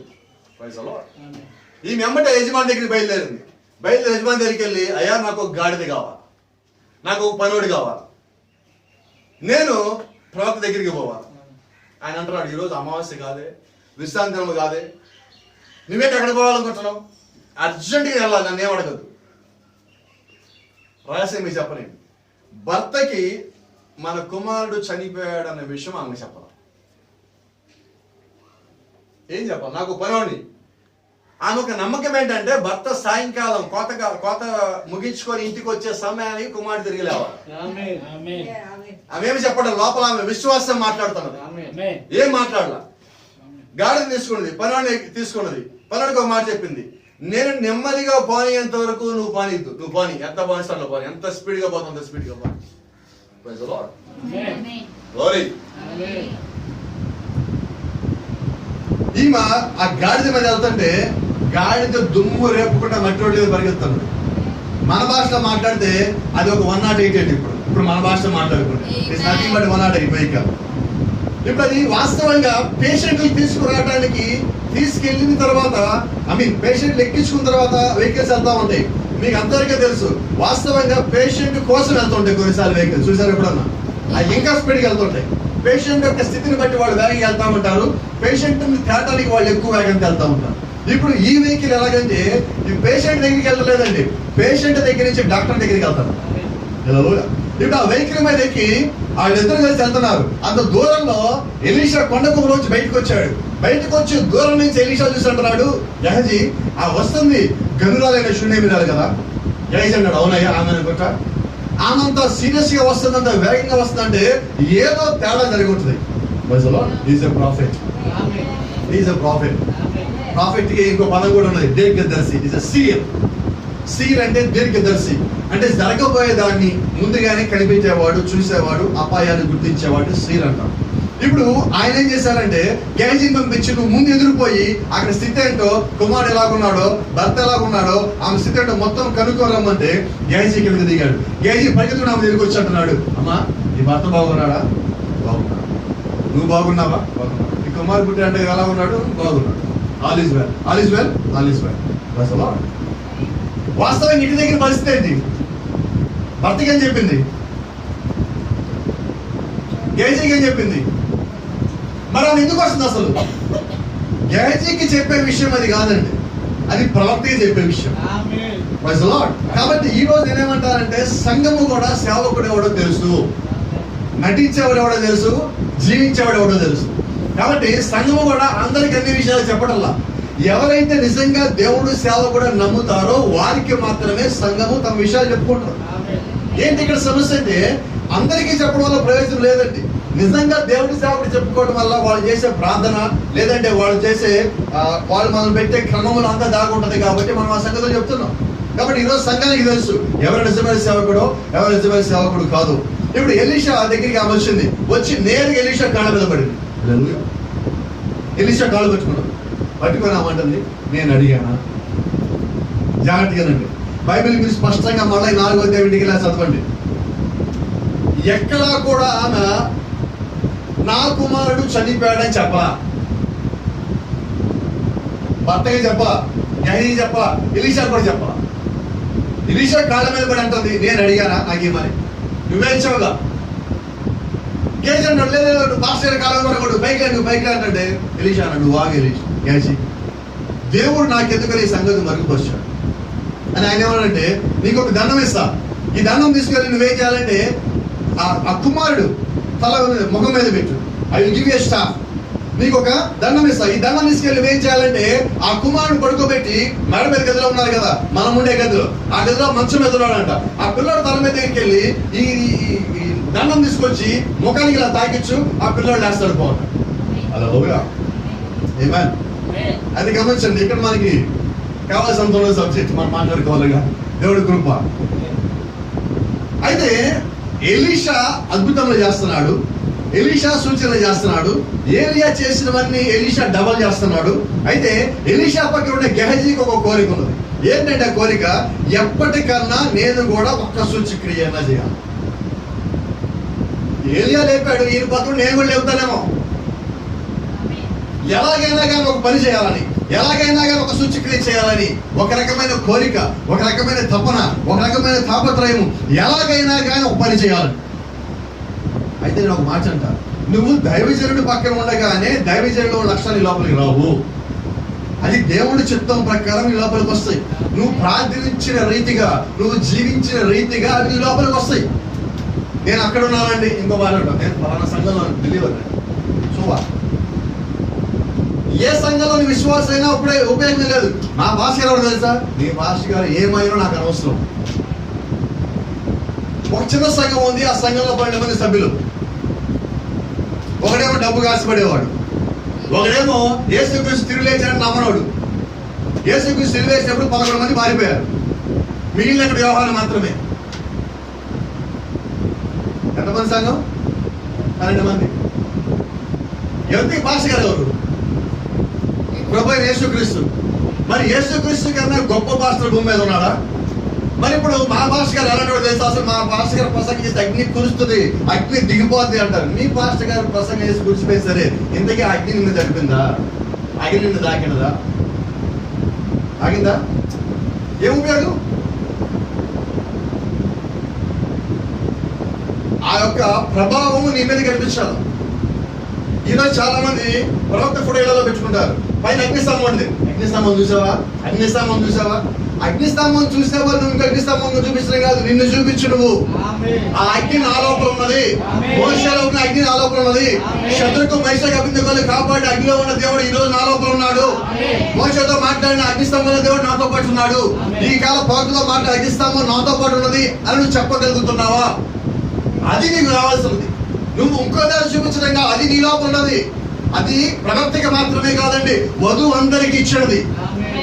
ఈరోజు ఫ్యాషన్ అయిపోయింది. ఎందుకంటే నా తల మీద అగ్నిస్తంభం వచ్చిన ఒకడు, నా ముందు అగ్నిస్తంభం వచ్చిన ఒకడు, నాకు ఫోటో తీసి అగ్నిస్తంభం వచ్చిన ఒకడు, నాకు ఫోటో తీసి దుప్పుడు వచ్చిన ఒకడు. వీళ్ళు ఫోటోలు పబ్లిసిటీ చేసుకుంటారు. ఇది ఫోటోలు పబ్లిసిటీ కాలం కాదండి, నీ యొక్క జీవితమే పబ్లిసిటీ అయి ఉన్నది, నీ యొక్క సాక్షి పబ్లిసిటీ అయి ఉన్నది. దేవుడు నీలో ఉండే కార్యమే చేయాలి. హల్లెలూయా. ఈరోజు ప్రతి ఒక్కరు అగ్నిస్తంభం ఉన్నది. వాళ్ళ మీద అగ్నిస్తంభం వచ్చి వడాకాలు పెరుగుతున్నారు. నిన్న చెప్పుకున్నాం, సోమవారం శుక్రవారం అనుకుంటా. గొర్రెలు ఎవరు నమ్ముతున్నాయి? వినబడలేదు, కొద్ది గడ్డి చెప్తారు. గొర్రెలు ఎవరు నమ్ముతాయి? కషాయం ఎవరు నమ్ముతాయి? కషాయాలు ఎక్కడ తీసుకుపోతారు? వధస్థలానికి, చంపే చోటకి మనం తీసుకుపోతారు. అంటే నిజమైన గొర్రెలు కాపరి మనల్ని చంపనీయడండి. మనం చస్తానేమో తెలిస్తే అవసరమైతే నిజమైన గొర్రెలు కాపరి కాళ్ళను కొడతాడు. ఓ సంగతి మీకు చెప్పినట్టు నేను మళ్ళీ జ్ఞాపకం చేస్తున్నాను. ఈరోజు ఒకసారి యేసుక్రీస్తు భుజం మీద ఒక గొర్రెని తీసుకొని వస్తున్నాడు, గొర్రెలో పెట్టుకుని. ఆ గొర్రె కాలు రక్తంగా ఆడుతున్నాడు, ఈయన కట్టు కడుతున్నాడు. ఇంతలో అటు పక్కనకి ఒక ఆయన వచ్చాడు, అయ్యా ఏంటి గొర్రె దెబ్బ తగిలిందా అన్నాడు. కాదన్నాడు. గొర్రె ముళ్ళలో ఇరుక్కుందా అన్నాడు. కాదన్నాడు. గొర్రె పడిపోయిందా అన్నాడు. కాదన్నాడు. గొర్రెలు లేకపోతే గొర్రె మీదకి ఏదైనా దాడి చేసిందా అన్నాడు. కాదన్నాడు. అసలు ఎందుకు దానికి ఎందుకు కాలు దెబ్బ తగిలిందంటే నేనే కొట్టాను. నువ్వు కొట్టలేదు, గొర్రెలు కాపరు కదా. అవును. మాట్లాడితే లోయ దగ్గర బాబు దూకుతానంటుంది. నిజం చెప్పినట్టల్లా బుద్ధి లేని గొర్రెకి ఒక దెబ్బ కొట్టాను, ఇప్పుడు సరైందా? దెబ్బ కొట్టిన ఈయనే మళ్ళీ బుద్ధ మీద ఎక్కించుకొని మళ్ళీ లోపల తీసుకున్నాడు. అది ప్రభు యేసుక్రీస్తు ప్రేమ. అంటే ఈ గొర్రె చచ్చిపోకూడదని అవసరమైతే కాళ్ళని కొడతాడు. అలాగే నిజమైన సేవకుడు ఏం చేస్తాడంటే నీ ఆత్మ చనిపోకూడదు కాబట్టి అవసరమైతే ఒక దెబ్బ కొడతాడు. దెబ్బ అంటే కలతోనో చేతులు లేకున్నారండి, మీ జీవితాన్ని స్టడీ చేయబడే ఒక మాట. ఈరోజు దెబ్బ కొట్టి నాకు విశ్వాసం ఉన్నారు, మాట అంటే మారిపోతున్నారు. సరే గమనించండి. ఇక్కడ ఎంత ఎందుకు చెప్పుకోవాల్సి వచ్చిందంటే నిజమైన సేవకుడు ఎప్పుడు ఆ విధంగా ఉంటాడు. అలాంటి సేవకుడిని సంఘం గుర్తిస్తుంది. అలాంటి సేవకుడు కావాలని కోరుకుంటుంది. అయితే ఇక్కడ ఉన్న గెహజీ ఏంటంటే ఎలీషా మంచోడే, ఎలీషా ప్రవక్తే, ఎలీషా వాక్యం కలిగిన వాడే, ఎలీషా ఏలియా ఆత్మ కలిగిన వాడే, ఎలీషా దేవుడికి ప్రవక్త అయి ఉన్నాడు. అయితే ప్రవక్త పక్కన ఉన్నప్పటికీ కూడా, ఎలీషాలో పక్కనే ఉన్నప్పటికీ, ఎలీషాకి పరిచయం చేస్తున్నప్పటికీ కూడా గెహజీలో ఆ లక్షణాలు ఏమీ లేవు. అగ్ని పక్కనే ఉన్నది, అగ్ని పక్కన ఈయన ఉన్నాడు, అగ్ని లోపల రాలా. అదృశ్యమైన దేవుని యొక్క సైన్యాన్ని ఎలీషా గెహజీకి చూపించాడు. అయినా గెహజీలో ఎలాంటి మార్పు లేదు. ఎన్ని కార్యములు అన్ని పక్కనే కూడా చూశాడు. నయమాన్ని కుష్ఠరోగం పోవటం గెహజీ పక్కనే కూడా చూశాడు. అంతేకాకుండా ఆ నయమాన్తో పాటు పోవాల్సిన కుష్ఠరోగాన్ని పిలిచి ఆహ్వానించి తన లోపల తెచ్చుకున్నాడు. ఎవరు? గెహజీ. ఈయన కళ్ళ ముందే స్వస్థత పొందుకున్నాడు ఆ వ్యక్తి. అదే పోగొట్టుకున్న రోగాన్ని, ఆ వ్యాధిని ఇంటికి తెచ్చుకున్నాడు. కాబట్టి గమనించండి, దేవుని సన్నిధిలో నువ్వు ఎలా ఉంటున్నావు అన్నది చాలా ప్రాముఖ్యం. అక్కడ ప్రవక్త అంటే ఎవరో కాదండి, దేవుని యొక్క వాక్యమై ఉన్నాడు. వచ్చిన అవకాశం, ఇప్పుడు ఎలీషా దగ్గర నుంచి ఒక వాగ్దానం పొందుకున్నాడు. ఏ వాగ్దానం అంటే, నువ్వు ఈ దండం తీసుకెళ్ళి ఆయన మీద పెట్టు. ఎవరి మీద? ఆ చిన్న పిల్లడి మీద పెట్టు. నువ్వు ఆ చిన్న పిల్లడి మీద దండం పెట్టినప్పుడు ఆ పిల్లడు పైకి లేస్తాడు. అనగానే ఇక ఈ గెహజీ ఇంట్లోంచి బయలుదేరాడు. ఎలా బయలుదేరాడు? మీకు ఒక ఫోటో వాస్తవం చూపిస్తానికి ఈరోజు పరిస్థితి ఏర్పాటు లేదు. అసలు ఆ దండం ఏమి కానీ రన్నింగ్ వేసి పెడతాడు నేను. ఎందుకంటే నీకు ఎప్పటి నుంచో కోరిక ఉంటుంది, ఎప్పటికైనా ఒక మిరకల్ చేయాలి, ఒక అద్భుతం చేయాలని. అసలు చచ్చిపోయిన వాడిని లేపడం అంటే అంతకన్నా ఇంకోటి ఉందా మిరకల్? అసలు ఇంకో పరిచర్య ప్రపంచ దేశాలు మొత్తం ఆగిపోతుంది అన్నట్టు, ఒకరిగా లేదు. అయితే గమనించండి, దేవుడికి ఎవరికి ఏ పరిచయం చేయాలో తెలుసు. అంటే ఇది గణత కోసం చెప్పట్లేక సందర్భం వచ్చినట్టు చెప్తున్నా. కొంతమంది మాస్టర్ గారు బిలీవర్స్, బ్రదర్ మీకు ఎప్పుడు వచ్చింది స్వస్థత? ఇంతకుముందు మామూలు గారు ఉండేవాళ్ళు కదా, ఎప్పుడు వచ్చింది? అసలు ఇది ఎలా వస్తుంది చెప్పండి మాకు అడుగుతారు. నాకేం తెలిస్తే మీకు చెప్పలేదు, నాకేమో తెలిస్తే నేను మీకు చెప్పడానికి. అంటే నేను రాసిన వాళ్ళ స్వస్థవరం ఎలా వస్తుంది కనుక్కోండి. ఒక పుస్తకం రాశాడు, అనేది గుర్తొస్తున్నాడు నాకు. డబ్బులు లేక బాగా బాధపడుతున్నాడు ఆయన. డబ్బు సంపాదించడం ఎలా ఆలోచన చేసి చేసి ఎలాగైనా సంపాదించాలని ఒక పుస్తకం రాశాడు. ఏంటంటే ఆ పుస్తకము డబ్బు సంపాదించడం ఎలా. ఇప్పటికి కూడా తెలుగులో ఎక్కువ అమ్ముడుపోయిన పుస్తకాలు అదే ఫస్ట్. అలా ఆయన ధనవంతులు అయ్యాడు. వింటున్నారా? ఆయనకి రాదు. అయితే ఆయన ఆలోచన మొత్తం లోపల రాశాడు. అసలు అది ఎలా సంపాదించాలి అందరూ కొంటో చదవడం బిగిన్ చేస్తే ఆయన ధనవంతులు అయిపోయాడు. నేను అలా కావాలని కోరుకోవట్లేదండి, అది నాకు తెలియదు. నేను నిజంగా చెప్పాలి, నాకు తెలియదు. అది ఇచ్చింది అంటే, జరిగించిందంటే దేవుడై ఉన్నాడు. కాబట్టి డబ్బుతో ఏది నువ్వు కొనలేవు. నువ్వు ఎలా ఎవరైనా అడిగి నువ్వు తెలుసుకోవచ్చు, కానీ ఆ వరం నువ్వు పొందుకోలేవు. ఆ వరం ఇచ్చేది దేవుడై ఉన్నాడు. కాబట్టి అది వరముని కాదండి, దేవుడిని మనం చూడాలి. అయితే ఈయన పరిగెత్తుతున్నాడు. పరిగెత్తుతున్నప్పుడు ఎమ్మటి ఎలీషా చేయబడి నాయపడితే ఒక్క నిమిషం ఆగు, నీ స్పీడ్ నాకు తెలుసు, నీ టెన్షన్ నాకు తెలుసు, ఈ స్పీడ్లో నువ్వు ఎక్కువ తప్పులు చేస్తా ఉంటావు, కాబట్టి నువ్వు కొంచెం స్లో అని అన్నాడు. నువ్వు బయటికి వెళ్ళేటప్పుడు ఇక్కడ నుంచి వాళ్ళ ఇంట్లో నువ్వు అడుగు పెట్టేంత వరకు మధ్యలో ఎవరన్నా కానీ ఆపితే, ఎవరన్నా పలకరిస్తే గుడ్ మార్నింగ్ అనో బాగున్నావు అంటే నువ్వేమి సమాధానం చెప్పమాక, నువ్వు నేరుగా వాళ్ళ ఇంటికి పో. వాళ్ళ ఇంటికి పోయి బిడ్డ మొక్క మీద పెట్టినప్పుడు దండం పెడితే పైకి లేస్తాడు. నువ్వు అప్పుడు దాకా ఎవరిని పలకరించొద్దు, కుష్ట ప్రశ్న అయ్యద్దు, నువ్వు పోయాడు. ఎందుకని ఎలీషా ప్రవక్త గెహజీతో మాట్లాడాడు. ఎవరన్నా పలకరిస్తే ఈ గెహజీ మీద ఉన్న ఆ దేవుని యొక్క ప్రభావం పోదు. అంత బలహీనమైన వ్యక్తి గెహజీ. ఎంత బలహీనో చూడండి.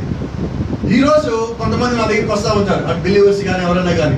వాళ్ళకి కౌన్సిలింగ్ అనకూడదు కానీ, ఆ పదం వాడకూడదు కానీ, కొన్ని విషయాలు మనం చెప్తా ఉంటాం. నువ్వు ఇలాగుండమ్మా, లేదా నువ్వు ఇలాగుండయ్యా, ఈ పని చేయంటారు. ఇంట్లో నా ముందు మొత్తం తల ఇలా కూపుతా ఉంటారు. లేదంటే ఫోన్ అని చెప్పగానే మొత్తం పాస్గా మీరు చెప్పినట్టు చేస్తూ ఉంటారు. ఆ 2 నిమిషాలు దాటి పక్కన మళ్ళీ మామూలుగా ఉంటారు. ఏంటి ప్రభావం? నా మాట వాళ్ళ మీద ఏమాత్రం పనిచేయాల. కాబట్టి అలాంటి వాడు అక్కడ గెహజీ కూడా. అందుకని ఎలీషా అంటున్నాడు, గెహజీ నువ్వు వాగు, ఎవడన్నా పలకరిస్తే వాళ్ళు తిరిగి బదులు చెప్పకుండా నువ్వు నేరుగా గాయించగలవు. ఇప్పుడు గెహజీకి ఛాన్స్ వచ్చింది. చేతిలో ఆ దండం ఇచ్చాడు ప్రవక్త. ఇప్పుడు వాగ్దానం ఎవరిది? ప్రవక్త. పంపించింది ఎవరు? ప్రవక్త. ఆ ప్రవక్త ఆ కాలానికి జీవిస్తున్న వ్యక్తి. ఇప్పుడు ప్రవక్త అబద్ధం చెప్పడు. కాబట్టి ఇప్పుడు ఎలీషా దగ్గర నుంచి ఆ దండం పట్టుకొని గేహజీ బయలుదేరాడు. ఇప్పుడు గేహజీ ఎలా ఉన్నాడు? ఇంతకుముందు మామూలుగా నడిచేవాడు, ఇప్పుడు గేహజీ నడకలో స్టైల్ పెరిగింది. మన భాష మాట్లాడు అర్థమవడం కోసం దయచేసి ఎవరేమనుకోరు. రజనీకాంత్ నడుస్తాడు, ఏంటిది స్టైల్ పెరిగిందండి.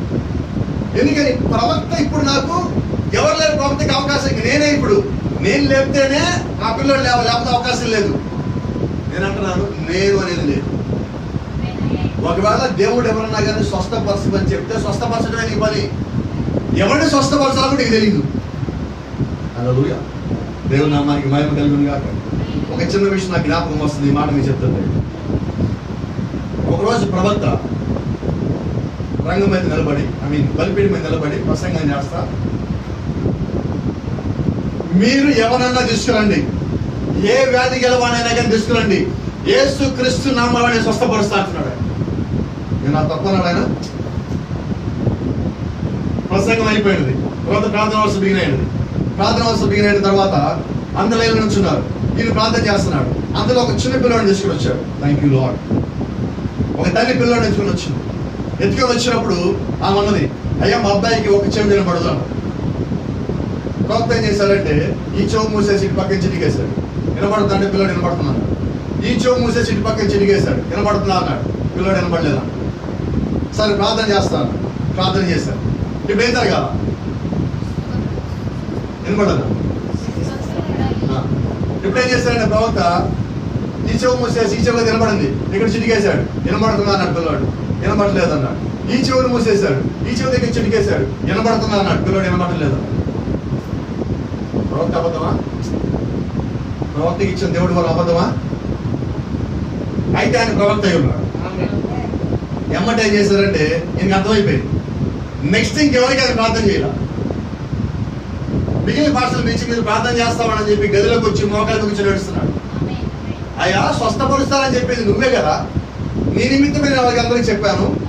నేను ప్రార్థన చేస్తాను స్వస్థపరుస్తానన్నావు, నువ్వు ఎవరు స్వస్థపరచాలని లైన్ నుంచున్నా కదా, ఎందుకని ఆ పిల్లోడికి స్వస్థత రాలా? అంతేకాదు వినిపించే చెవి కూడా వినపడకుండా పోయింది. అంటే ఆ గదిలో ప్రవక్త అన్నాడు, ఆ గదిలో మూల ఒక నిలబడుతున్నాడు, చదువులా కట్టుకోడు, సీరియస్గా ఆయన చూస్తున్నాడు. ఈయన భయం వేసింది. ఆయన చూడటమే కష్టం, పైగా ఆయన సీరియస్గా ఉన్నాడు. నేనేం తప్పు చేశాను ప్రభా, నేను సరి చేసి కూడా చెప్పండి అని అంటున్నాడు. నువ్వు ఎవరన్నా తీసుకురా, నేను స్వస్థపరుస్తానని నేను చెప్పానా? నీ దగ్గరికి వచ్చినప్పుడు వాళ్ళ చేతులు నువ్వు పట్టుకున్నప్పుడు వాళ్ళు వ్యాధి ఏంటో నీకు తెలియజేస్తాను, అప్పుడు నువ్వు వారికి ప్రార్థిస్తే వాళ్ళు స్వస్థత పొందుకుంటారు. అంతేగాని వరం నీ వరానికి తగినట్టుగా నువ్వు ప్రవర్తించాలి. అంతేగాని నీ స్టేట్మెంట్ ఏంటి? అక్కడ ఎవరన్నా తీసుకురండి, యేసు క్రీస్తునామములో నేను స్వస్థపరుస్తాను అంటే స్వస్థపరిచేది నువ్వు కాదు, నేను ఎవరికి స్వస్థత ఇవ్వమన్నాను వారికే స్వస్థత ఇవ్వాలా. కాబట్టి దేవుడు ఎంత క్లియర్గా ఉంటాడో చూడండి. Praise the Lord. ఆ తర్వాత ఈయన సరి చేసుకొని ఈయన వెళ్ళటము, ప్రార్థన చేయటము, మళ్ళా తర్వాత ఆ బిడ్డకి 2 చెవులు వినబట్టడం జరిగినది. అవునుగా. సరే, ఇప్పుడు నాకు గుర్తొచ్చిన దానికి నేను ఇంకొక చిన్న మాట ఇక్కడ చెప్తా ఉన్నా. ఇది ఒక సాక్ష్యం, నాకు గత రాత్రి తెలిసినది సాక్ష్యము, మీతో పంచుకోవాలనుకుంటున్నాను. మరి వాళ్ళు కూడా చూస్తూ ఉన్నారు. విజయవాడలో చిన్న పిల్లోడు ఉన్నాడు. మరి వాళ్ళ అమ్మమ్మ అక్కడ ఉన్న చర్చికి వాళ్ళే స్థలం ఇవ్వడం జరిగింది. వాళ్ళ మనవడు అక్కడ ఉన్నాడు, చిన్న పిల్లోడు, 10 years ఉండే, 8 నుంచి 10 years 11 years లోపు. చిన్న పిల్లోడికి ఇటు పక్కన చెవులో నాకు గుర్తున్నది, ఎడంచేతి పక్కన చెవులో గడ్డలాగా వచ్చేసి చెవు అంతా పోటు వస్తూ ఉంది. డాక్టర్ దగ్గరికి వెళ్తే డాక్టర్ ఆపరేషన్ చేయాలన్నారు. 10,000 15,000 నుంచి సుమారు ఖర్చు అవుతుంది అనుకుంటున్నారు. మరి పోయిన ఆదివారం అక్కడికి వెళ్ళినప్పుడు ఆ బిడ్డకి ప్రార్థన చేయడం జరిగినది. అంతకుముందు వాళ్ళు చెప్పిన ప్రార్థన చేయడం జరిగినది. మా దేవుడు స్వస్థిస్తాడు నమ్మని అని చెప్పడం జరిగింది. అయితే ఇలా హాస్పిటల్కి వెళ్ళాలనుకుంటున్నామంటే సరే హాస్పిటల్కి వెళ్ళేటప్పుడు నాకు ఫోన్ చేయండి, ప్రార్థన చేస్తానని చెప్పడం కూడా జరిగింది. మొన్న ఆదివారం వెళ్ళినప్పుడు చౌపోటుగా ఉందని మళ్ళీ వచ్చాడు ప్రార్థన చేయడం. నేను ఇంకా నీకు తగ్గలేదా? Praise the lord. ఇంకా తగ్గలేదు భాస్కర్ గారు అన్నాడు. సరే ప్రార్థన చేస్తాం, హాస్పిటల్కి వెళ్ళాలనుకుంటున్నాం భాస్కర్ గారు అన్నాడు. ఇది ఆదివారం సాయంకాలం జరిగింది. మంగళవారం వాళ్ళు హాస్పిటల్కి వెళ్ళాలనుకుంటాం. బహుశా సోమవారం రాత్రి ఇప్పుడు అది మొత్తం పగిలిపోయి గుబిల్తో సహా మొత్తం బయటకు వచ్చేసి లోపల ఏమీ లేదు. హల్లెలూయా. మొత్తం క్లీన్ అయిపోయింది. ఇప్పుడు డాక్టర్ దగ్గరికి వెళ్ళి పెట్టాల్సిన ఖర్చు లేదు, ఆపరేషన్ లేదు, చిన్నవారికి బాధ ఏది లేదు, మొత్తం నిద్రలోనే అంత గుగ్గులతో సహా మొత్తం బయటకు వచ్చి అలా పడిపోయాడు. కాబట్టి ఈ కార్యం చేసింది ఎవరు? ఎవరన్నా కానీ గుంటూరు పాలు గారు చేశారంటే అది అబద్ధం. దయచేసి నన్ను నరకానికి పంపించకండి. మీకు ఇంకోసారి స్పష్టంగా చెప్తాను, నన్ను నరకానికి పంపించకండి. నేను నరకానికి వెళ్ళాలని కోరుకోవట్లా. ఎందుకని కోరుకోవట్లేదంటే ఈ కార్యాలు జరిగించేది దేవుడు. కాబట్టి నిజంగా ఇవి దేవుడికి ఎవరికి ఇవ్వాలి తెలుసు. ఈ స్వస్థత అనేది ఎవరికి ఇస్తే దీన్ని ఎవరు ఎలాగ వాడుకుంటారో దేవుడు తెలుసు. కాబట్టి దేవుడు అక్కడ ఎలీషాకి ఇచ్చాడు, ఇక్కడ గెహజీకి ఇవ్వాలా. అయితే గెహజీ ఎలీషా నుంచి దాన్ని పొందుకొని ఇంటికి వచ్చాడు. ఇప్పుడు దాని నడక మారింది, స్టైల్ మారింది. ఇప్పుడు ఎలా ఉన్నాడంటే అసలు నేనే ప్రవక్త, అసలు నేనే భూమి మీద ఎవడైనా కానీ బతికించేదని ఒక రకమైన యాటిట్యూడ్ చూపిస్తున్నాడు. అక్కడ యాటిట్యూడ్ ఏమంటారు తెలుగులో? ప్రవర్తన. ఆయన ప్రవర్తన మొత్తం మారిపోయింది. గెహజీ ప్రవర్తన ఇంతవరకు ఏంటంటే పక్కన పనివాడులాగా ఉన్నాడు. ఇప్పుడు ఈయన పెద్ద పనివాడు అయ్యాడు. ఇప్పుడు ఈయన బాగుపరిచేవాడు అయిపోయినా నేనే అసలు ఒక ఇదైన స్థితిలోకి వచ్చాడు. అది తీసుకొని వచ్చి అక్కడ అందరూ ఏడుస్తామంటే నాన్ సెన్స్ ఏంటి అక్కడ పక్కన జరగండి, నన్ను ముట్టుకోకండి, నాకు దూరంగా ఉండండి. కరోనా టైం కాదు, అయినా కూడా అలా ప్రవర్తిస్తున్నాడు. అయితే ఇప్పుడు చూడండి, ఈయన అక్కడ లోపలికి వెళ్ళాడు, అక్కడ ఉన్న తలుపు తీశాడు, పైకి ఎక్కాడు, ఆ పిల్లోడి దగ్గరికి వెళ్ళాడు, చాలా స్టైలిష్ గా కర్ర తీసుకొచ్చి ఆ పిల్లోడు మొక్క మీద లాపించాడు. ఆ పిల్లోడు లేవడం 2 బస్సులు మన ముందు పంపించింది ఎవరు? ఎలీషా ప్రవక్త కరెక్టేనా? మరి ఎలీషా చెప్పిన మాట ఎందుకు నెరవేరాల? వాక్యము కరెక్టే, వాగ్దానము కరెక్టే, తెచ్చిన వాడు కరెక్ట్ అన్నాడు కాదు. పనిచేయి మీరు ఎలాగనొచ్చు పాస్ గారు, అది ఎలాగ సాధ్యం అంటారా? దేవుడు అబ్రహాంకి శారాకు ఒక వాగ్దానం ఇచ్చాడు. ఎవరి వాగ్దానం ఇచ్చాడు? మీ ఇద్దరికి పుట్టే కుమారుడే కుమారుడు అనబడతాడు. కాబట్టి ఇప్పుడు అబ్రహాము సంతానమే సంతానం, రైట్? అయితే అబ్రహాము హగర్తో పోయినప్పుడు ఇష్మాయిల్ బయటకు వచ్చాడు. అయితే ఇష్మాయిల్ సంతానం కాదు. అబ్రహాము యొక్క విత్తనము సరైనదే, అయితే ఆ గర్భము సరైనది కాదు. వాగ్దానం సరైనదే, అది మోసుకొచ్చేవాడు సరైనది కాదు. ఎలీషా సరైన వాడే, ఆ గెహజీ దాన్ని మోసుకొని వచ్చాడు. అబ్రహాం విత్తనం సరైనదే, అయితే ఆ విత్తనాన్ని మోసిన గర్భం ఎవరిది? హాగర్ది. హాగర్ పోయకూడదండి, శారా మోస్తే సరైన సంతానం రావాలి. ఇప్పుడు శారా కదా, అక్కడ హాగర్ వచ్చింది. ఇక్కడ వాగ్దానము ఇచ్చింది ప్రవక్త, దాన్ని తెచ్చింది గెహజీ. కాబట్టి అది పనిచేయదు. ఎందుకని? నీ యాటిట్యూడ్, నీ దగ్గర ఏ వరం ఉన్నప్పటికీ కూడా నీకున్న యాటిట్యూడ్ వల్ల, నీ యొక్క ప్రవర్తన వల్ల, నీ యొక్క జీవితం వల్ల, నీ యొక్క సాక్ష్యం వల్ల ఇది పని చేయకుండా పోతుంది. అయితే ఇప్పుడు ప్రవక్త తప్ప, ప్రవక్త తప్ప, ప్రవక్త చెప్పిన మాట తప్ప లేదండి, కరెక్టే. అలాగే ఈ రోజు కూడా చాలా మంది వర్తమానం నమ్మటంలా. ఎందుకని నమ్మట్లేదంటే, ముందుగా కొంతమంది ప్రవక్త వర్తమానం తీసుకొని గెహజీలు వచ్చిన మాదిరిగానే చాలా మంది ముందుగా గెహజీలు బయలుదేరారు. గెహజీ అంటే ఎవరో తెలుసా? డబ్బు కోసం పరిచయం చేసేవాడు. ఎందుకు నమ్మట్లేదు ఈరోజు వర్తమానం? కొన్ని ఏరియాలో వర్తమానం పేరు చెప్తే మీకు మనుషులు కూడా ఎవరు అలా ఎడగొట్టారు. వీళ్ళకి సాక్ష్యం ఉండదు, ప్రతి ఒక్కరి సాక్ష్యం ఉండబడతారు. ఈరోజు వర్తమానం అంటే ఏమైందంటే విమర్శ చేయటం మాత్రమే. నేను చెప్తా ఉంటా చాలాసార్లు, నిజంగా నీకు గారు వర్తమానం వస్తే నీకు గర్వం రావద్దని, నీవు దీనుడు అయిపోవాలి, నిన్ను తగ్గించుకోవాలి. నేను కొన్నిసార్లు మాట్లాడుతూ ఉంటా, సంఘంతో కూడా మాట్లాడినప్పుడు, మీలో నాకన్నా సీనియర్స్ ఉన్నారని అంటాను. ఎందుకని అంటానంటే, నేను బైబిల్ పట్టుకునే సమయానికి మీకు వర్తమానం తెలుసు, అయినా దేవుడు కృపను బట్టి ఈరోజు ఇక్కడ నిలబడ్డా. అంతేగాని దేవుడు నేను పిలిచాడు, నేను సేవకుడిని, మీరు నా కింద ఉండాల్సిందే, నేను చెప్పింది చేయాల్సిందే అనే స్థితిలో నేను ఉన్నానంటే ఆ గర్వము నన్ను ఏడుతున్నది. ఈరోజు నాకన్నా ఎవరికి వర్తమానం తెలియదు అనే ఒక స్థితిలోకి వెళ్ళిపోయి, నాకన్నా ఎవరు ఎక్కువ వర్తమానం చదవని ఒక స్థితిలోకి వెళ్ళిపోయి ఆ గర్వము మనలో ప్రవేశిస్తుంది. వర్తమానం గొప్పది, వర్తమానం ఘనమైనది, అయితే మనం గనులు కాదండి. ఆ వర్తమానం చేత మనం గనులు, దేవుడు యొక్క రక్తము చేత మనం గనులు, ఆయన ప్రేమించడం చేత మన గనులు. కాబట్టి నీ అంతటి గనులు ఏమిది కాదు. గతంలో మనం చెప్పుకున్నాం, మనం ఎవరమంటే వీఆర్ ది మూన్ మినిస్ట్రీ. ఆ చంద్రుడి యొక్క పరిచయంలో మనం ఉన్నాము. చంద్రుడు స్వయంగా ప్రకాశించాడు. సూర్యుడు యొక్క వెలుగుని ఆ చంద్రుడు దాచుకొని రాత్రి పూట తిరిగి మళ్ళా దాన్ని ఇస్తూ ఉంటాడు. కాబట్టి చంద్రుడు స్వయంగా ప్రకాశించలేడు, ఆ వెలుగు ఎవరిది? సూర్యుడిది. అలాగే మనం స్వయంగా జీవించలేము. మనం జీవించే జీవితం మనది కాదు, అది ప్రభువైన యేసుక్రీస్తు మనం ప్రేమించి మనకి ఇచ్చాడు. కాబట్టి నేను ఇది అని చెప్పి నువ్వు గర్వపడే స్థితిలోకి ఎప్పుడు రావద్దు. ఈరోజు నీకు వర్తమానం తెలిస్తే ఎదుటోడికి నువ్వు వీలైనంతగా వివరించు, వాదించదు. నువ్వు వాదిస్తున్నావు అంటే గర్వంలోకి దిగిపోతావు. నాకు ఒకసారి ఒక మంచి సోదరుడు ఫోన్ చేశాడు రీసెంట్గా, మాస్టర్ గారు మన ఏరియాలో కొంతమంది ఎత్తబాటు అయిపోయిందని చెప్పి ఇలా గందరగోళం చేస్తున్నారంటే మరి మీరు వచ్చి వాళ్ళతో ఒకసారి మాట్లాడితే బాగుంటుంది అంటే జరిగింది. నేను అన్నాను, అయ్యా 5 ఏళ్ల క్రితమే వాళ్ళతో రావటము, 6 గంటల పాటు మాట్లాడటము, ఆ మాట్లాడటం అనేది బిగిన్ చేశాక లాస్ట్కి పోట్లాడుకోవటంగా మిగిలిపోయినది. అక్కడి నుంచి బయటకు వచ్చాము. వాళ్ళు ఏమాత్రం నమ్మరు. 5 ఏళ్ల క్రితమే నమ్మరు వాళ్ళు, ఈ రోజు నమ్ముతారని అనుకుంటున్నాను. కాబట్టి నేను రావడానికి వీలు కాదు, ఎందుకంటే వాళ్ళు వాదనకే దిగుతారు. అక్కడ కుర్చీని పైకి లేపడం జరిగింది, ఒకళ్ళు తోసుకుని దాకపోయినది, మాట్లాడుకుందామని పిలిచారు. సరే, ఉపయోగం ఉన్నది.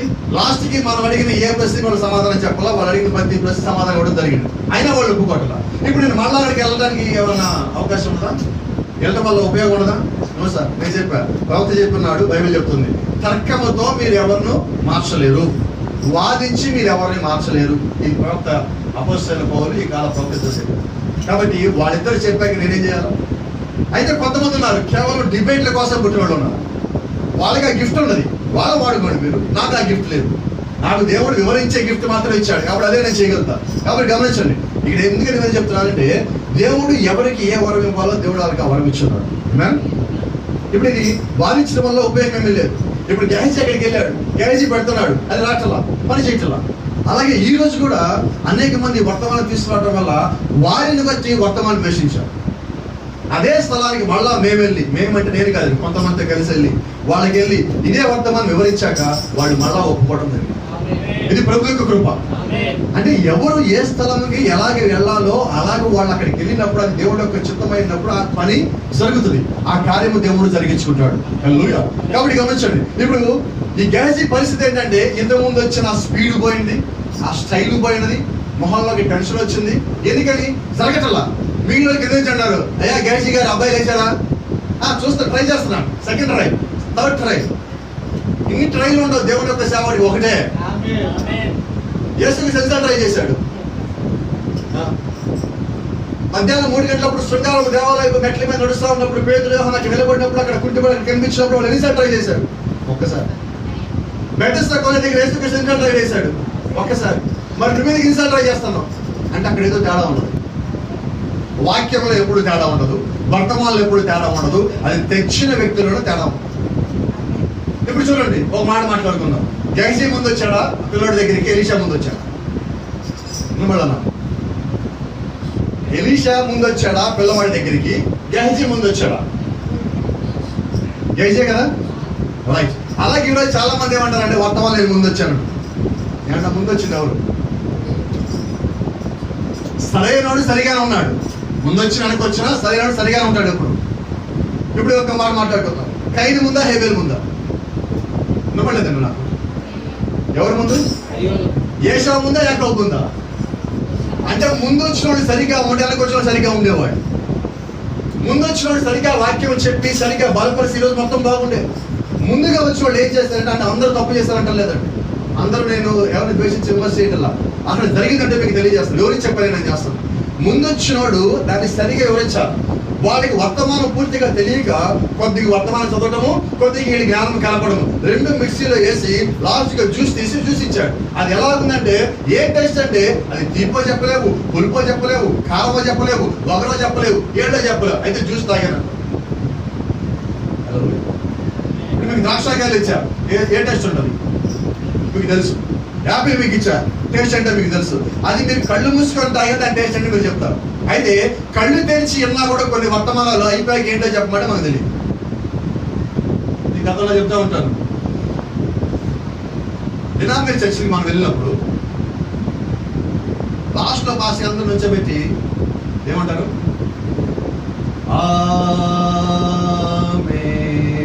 అనగానే అందరూ లేస్తారు. అందరూ లేస్తారు.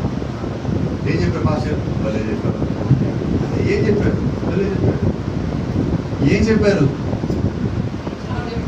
ఆమె కాదు, ఈమె నిద్రపోయింది. ఏం జరిగింది ఇప్పుడు?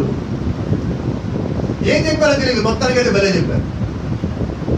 ఈ రోజు నువ్వు వర్తమాన సంఘం నుంచి ఇంటికి వెళ్ళేటప్పుడు భలే చెప్పారు ఉండదు, ఏం చెప్పారు నీకు తెలుసు.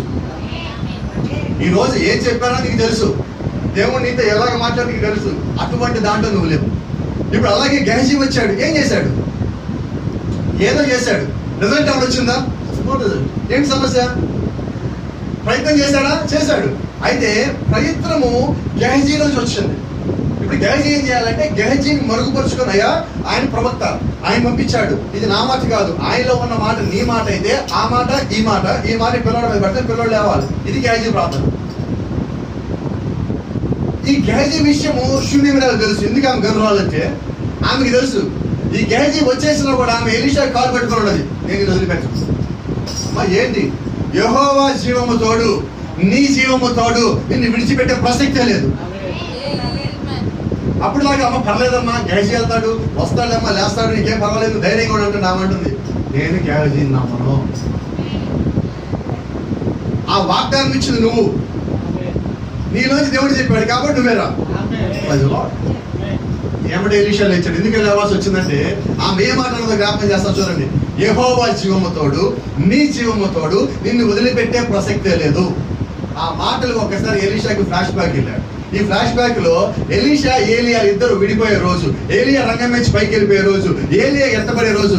ఎలీషా ఏలియా ఇద్దరు కలిసి వెళ్తుంటే ఏలియా అంటున్నాడు, నన్ను దేవుడు ఇక్కడి నుంచి గిల్గాలికి రమ్మన్నాడు. అంటే ఎలీషా అంటున్నాడు, నేను కూడా నీతో పాటు వస్తాను పద. ఎందుకు వస్తావు? యెహోవా జీవము తోడు, నీ జీవము తోడు, నిన్ను విడిచిపెట్టే ప్రసక్తే లేదు. అక్కడ గిల్గాలికి వెళ్ళాడు ఇద్దరు కలిసి. గిల్గాలికి అంటాడు, అయ్యా నన్ను దేవుడు ఇక్కడి నుంచి బేతేలికి రమ్మన్నాడు, నేను కూడా నీతో పాటు వస్తాను. ఎందుకని వస్తావు? యెహోవా జీవము తోడు, నీ జీవము తోడు, నిన్ను విడిచిపెట్టే ప్రసక్తే లేదు.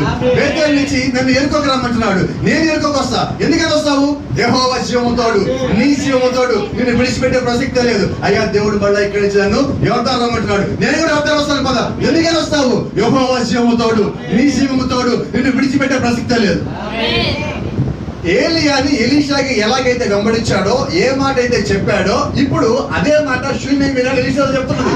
దాని అర్థం ఏంటంటే నిన్ను వదిలిపెట్టే ప్రసక్తే లేదు. అంటే ఎలీషా ఏలియాని వెంబడించేటప్పుడు ఎటువంటి విశ్వాసం అయితే కలిగి ఉన్నదో అదే విశ్వాసం ఇప్పుడు ఈమె కలిగి ఉండదు. అంటే ఒక ప్రవక్తలు కలిగి ఉన్నటువంటి విశ్వాసము ఇప్పుడు ఒక సామాన్యురాలైన ఒక స్త్రీ కలిగి ఉన్నది. కాబట్టి ఆమె సామాన్యురాలు కాదండి, ఆమె ఎవరు? గనురాలైనది. ఇప్పుడు ఒక ప్రవక్తల విశ్వాసం, ఒక ప్రవక్తను రావాల్సిందే అని పట్టుబట్టి ఆమె తీసుకొని వస్తున్నాడు.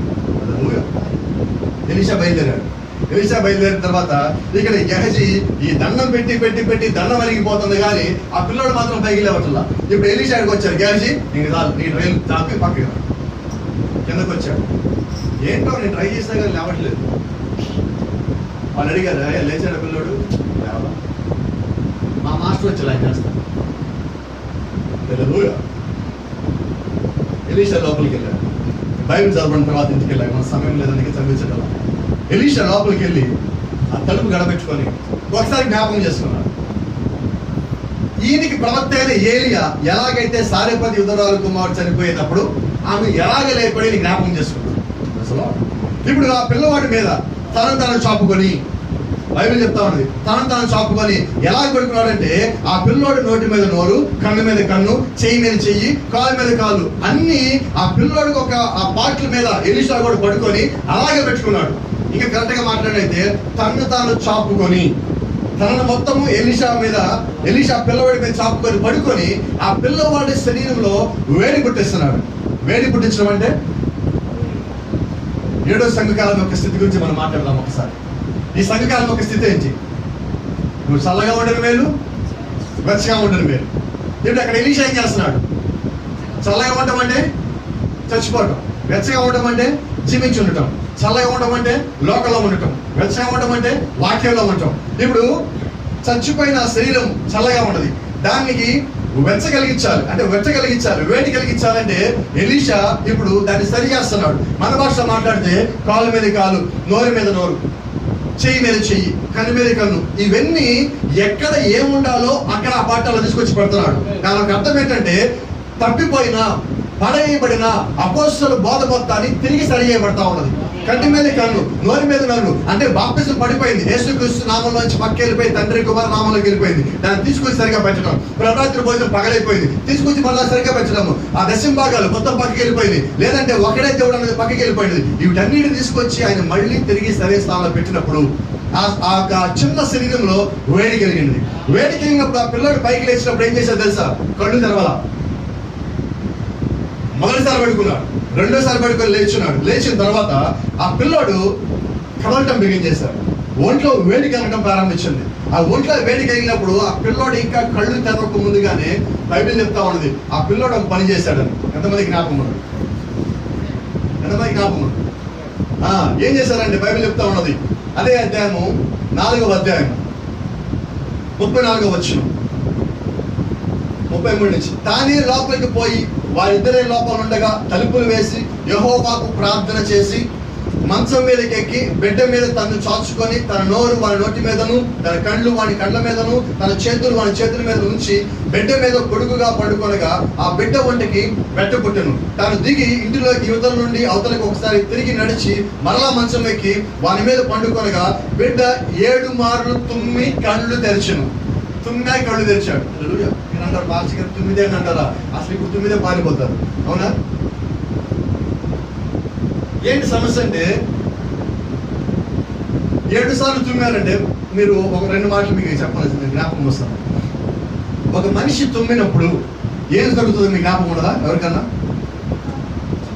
1/4 సెకండ్ మీ గుండె ఆగిపోయి మళ్ళా పనిచేస్తారు. అంటే నీ ప్రాణం పోయి మళ్ళా వస్తుంది. అందుకని పాతకాలం వాళ్ళు, లేదంటే ఏ కులం మతం పక్కన పెడితే పాతకాలం వాళ్ళందరూ నువ్వు తుమ్మినప్పుడు ఏమంటారంటే దీర్ఘాయుష్మాన్ భవ అంటారు. అంటే ప్రాణం పనికి మళ్ళా తిరిగి వచ్చిందని అంటారా? గుండె ఆగి మళ్ళా అలా పనిచేసింది ఒక పావు సెకండ్ పాటు. అలా చాలా మంచిది. ఇక్కడ ఈ పిల్లల గురించి ఏంటంటే పిల్లల గుండె ఆల్రెడీ ఆగిపోయిన గుండె మళ్ళా పనిచేయాల. చచ్చిపోయిన శరీరం మళ్ళా తిరిగి కదలాల.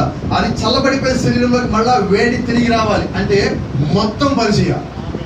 మీ గతంలో శారా కుమారుని కనడానికన్నా ముందు శారా యొక్క శరీరాన్ని మొత్తము దేవుడు మార్చారని చెప్పుకున్నాం. ఆ ఒంట్లో ఉన్న ప్రతి ఒక్క నరమును, ఆమె యొక్క శరీరమును, ప్రతి దాన్ని దేవుడు మొత్తం మార్చున్నాడు.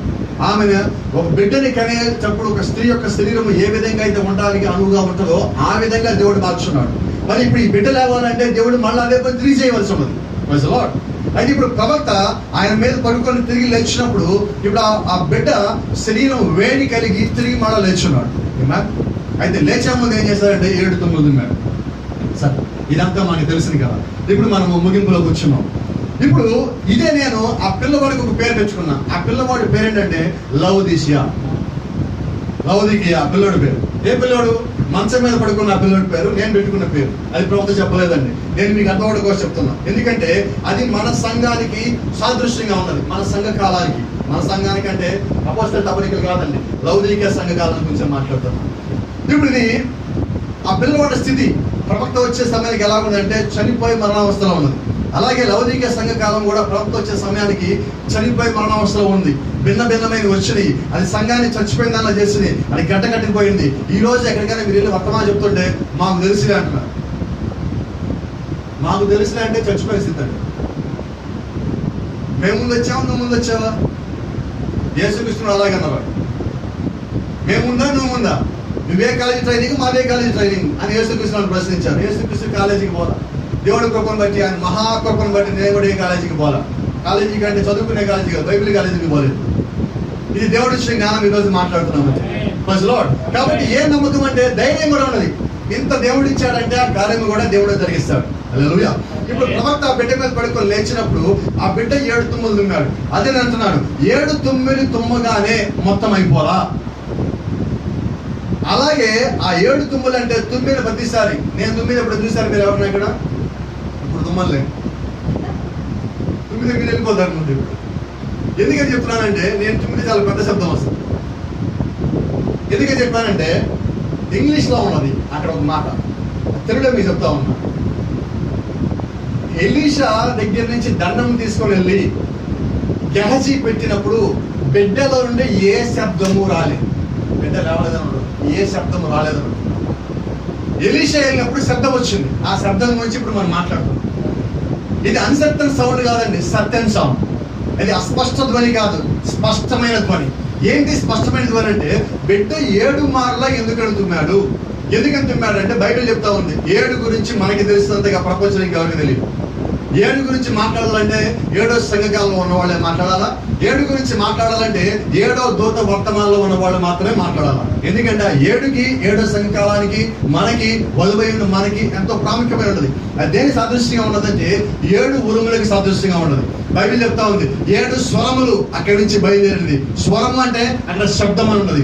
ఆ శబ్దము స్వరము ఇక్కడ తుమ్ములోంచి వచ్చింది కూడా ఒక శబ్దమై ఉన్నది. ఇక్కడ 7 ఉరుములు 7 శబ్దములు. 7 శబ్దం ఏదో కాదండి, 7 ముద్రలై ఉన్నది. అంటే ఇప్పుడు 7వ సంఘకాలం కూడా ఎప్పుడు కళ్ళు తెరిచింది, ఎప్పుడు మేలుకుందంటే 7 ఉరుముల తరువాత 7 ముద్రల తరువాత సంఘం ఒకసారి ఉలిక్కిపడి లేచింది. అప్పుడు దాకా ఎలా ఉన్నది? చచ్చిపోయిన దాని వల్లే కదలక మెదలక ఒలుకు పలుకు లేక శబ్దము స్వరమేమీ లేక అటువంటి దీనాస్త్రం ఉన్న సంఘము ఒక్కసారి ప్రవక్త తను పూర్తిగా సమర్పించుకొని ఆ సంఘకాలం మీద పడుకోగానే ఆ సంఘకాలం లేచి ఇప్పుడు యాక్టివ్ అయింది. ఇప్పుడు ఆయన చెప్పాడు, అమ్మ నువ్వు ఇక్కడి నుంచి వెళ్ళిపో. ఈ వెళ్ళిపోయింది అక్కడి నుంచి. వాస్తవంగా ప్రతి ఒక్కళ్ళు మాట్లాడేది ఇక్కడ వరకే. నేను చెప్పేది దీనికి కొంచెం కంటిన్యూషన్ ఉండదండి. తర్వాత 8వ అధ్యాయం 8th చాప్టర్ అదే పుస్తకంలో ఒకనాడు ఎలీషా తాను బ్రతికించిన బిడ్డకు తల్లి అయిన ఆమెను పిలిపించి, యెహోవా క్షామకాలం రప్పింపబోచున్నాడు, 7 సంవత్సరములు దేశంలో క్షామం కలుగునని చెప్పి నీవు లేచి నీవును నీ ఇంటి వారును ఎచ్చడి నుండి అనుకూలమో అతడికి పోడనగా ఆ స్త్రీ లేచి దైవజనుడి మాట చొప్పున చేసి తన ఇంటి వారిని తోడుకొని ఫిలిష్తీయుల దేశంకు పోయి 7 సంవత్సరములు అక్కడ వాసము చేసెను. అయితే ఆ 7 సంవత్సరం గతించిన తర్వాత ఆ స్త్రీ తిరిగి ఫిలిష్తీయుల దేశంలోకి వచ్చింది. అక్కడ బతికిచ్చాడు. ఆ బిడ్డను తీసుకున్నది, బిడ్డను అప్పచెప్పేశాడు, బిడ్డను తీసుకుని లేచి వెళ్ళిపోయాడు.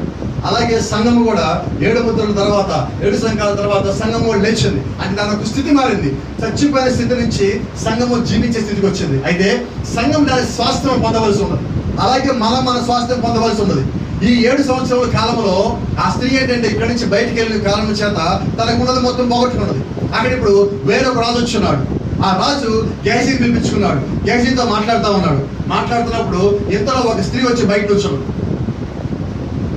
గేహజీతో మాట్లాడుతున్నప్పుడు ఆ రాజు అంటాడు, అయ్యా గేహజీ, ఇక్కడ ఒక శూన్యమిలలో ఒక ఆమె ఉండేదంట కదా గతంలో, వాళ్ళ కుమారుణ్ణి నీ ప్రవక్త ఎలీషా లేపాడంట కదా, ఎక్కడ మాట్లాడిన ఆమె గురించి సాక్ష్యం నాకు చెప్పమనగానే అంతలో అమ్మ అక్కడ నుంచాడు. ఆ రాజు ఈమె గురించి తెలుసుకోవాలి ఆరాటపడుతున్నాడు. ఆ శూన్యమిలలో అక్కడ నిలబడ్డాడు. ఆయన గేహజీ అదిగో ఆ స్త్రీ ఈమె ఆనాడికి వచ్చింది, సాక్ష్యం మొత్తం చెప్పింది. అమ్మ ఏంటి నీ పరిస్థితి అంటే, అయ్యా నేను ఇక్కడి నుంచి వెళ్ళిపోయేటప్పుడు నాకున్నది మొత్తం పోగొట్టుకున్నాను, అక్కడికి వెళ్ళిపోయా, నా దైవజనుడు చెప్పిన మాటకి నేను లోపడి అక్కడికి వెళ్ళిపోయి ఉన్నా, కాబట్టి నేను తిరిగి వచ్చా. ఇప్పుడు నా సంగతి ఏంటంటే ఎమ్మటే ఆ రాజు ఒక అధిపతినిచ్చి ఆ గప్పచెప్పి ఈమెకి ఏదైతే రావాల్సి ఉందో మొత్తం మేము మళ్ళా తిరిగి వచ్చాను. 7 ముద్రలు అయిపోగానే 7 ముద్రలు ఆ ఆరంగుడు రాగానే ఆ ప్రత్యక్షత రాగానే అంతా అయిపోలా, నీ స్వాస్థ్యం మళ్ళా నువ్వు తిరిగి పొందుకోవాల్సి ఉంది. కాబట్టి ఇది 7వ ముద్రకి సంబంధించింది మన వర్తమానం, మన యొక్క జీవితం. అలాగే 7 ఉరుములకు సంబంధించింది కూడా మన యొక్క జీవితంలో కనిపిస్తా ఉన్నది. ప్రతి ఒక్కటి కూడా వాక్యము పరిపూర్ణమైన నెరవేర్పు దగ్గరికి వస్తున్నది. ఆ నెరవేర్పుకు రావడానికన్నా ముందుగా నువ్వు తొందరపడద్దు. అది వచ్చి దాటిపోయినా నువ్వు ఆలస్యం చేయొద్దు. అది సరైన సమయాన్ని మరి చేరుకో. ఎలాగంటారా, ఆ శూన్యమిరాలు ఆ బిడ్డ చనిపోయి మంచం మీద ఉండగానే ఎమ్మటి ఆమె ప్రభు దగ్గరికి వెళ్ళిన. అలాగే ఈ రోజు కూడా నీ యొక్క స్థితి ఏంటో తెలుసుకొని నువ్వు వెంటనే దేవుడి వద్దకు రా, దేవుని యొక్క వాక్యం దగ్గరికి రా. నీ స్థితి ఉంటే నువ్వు తెలుసుకో. సాయంకాలం భర్త ఇంటికి వచ్చే సమయానికి పిల్లోళ్ళే తిరుగుతున్నాడు. ఉదయం ఇంట్లో ఏం జరిగిందో భర్తకు తెలియదు. పిల్లోడు చనిపోయి ఉన్నాడు. మధ్యాహ్నం తెలుసు పిల్లోడు తండ్రితో పాటు ఉన్నాడని. మధ్యాహ్నం పంపించాడు. సాయంకాలం వచ్చాడు, పిల్లోడు నాన్న అని చెప్పి వచ్చి ఆడుకుంటున్నాడు. ఏం జరిగాడు మొత్తం క్లియర్. నువ్వు నిజంగా దేవుడి మీద విశ్వాసం వచ్చినప్పుడు ఆ కాలం జరుగుతుంది. వాక్యానికి లోబడినప్పుడు ఎలీషా వాళ్ళ కాలం జరుగుతుంది. కాబట్టి ఈ రోజు మనం గ్రహించాల్సి ఏంటంటే, నువ్వు వాక్యం పక్కనే ఉన్నా ఎలాంటి ప్రయోజనం లేదు. ఆ ప్రత్యక్షత కలిగి నువ్వు జీవించకపోతే వాక్యానికి ఒక రకంగా దూరంగా ఉండదు. ఎలీషా ఎక్కడో ఉన్నాడు.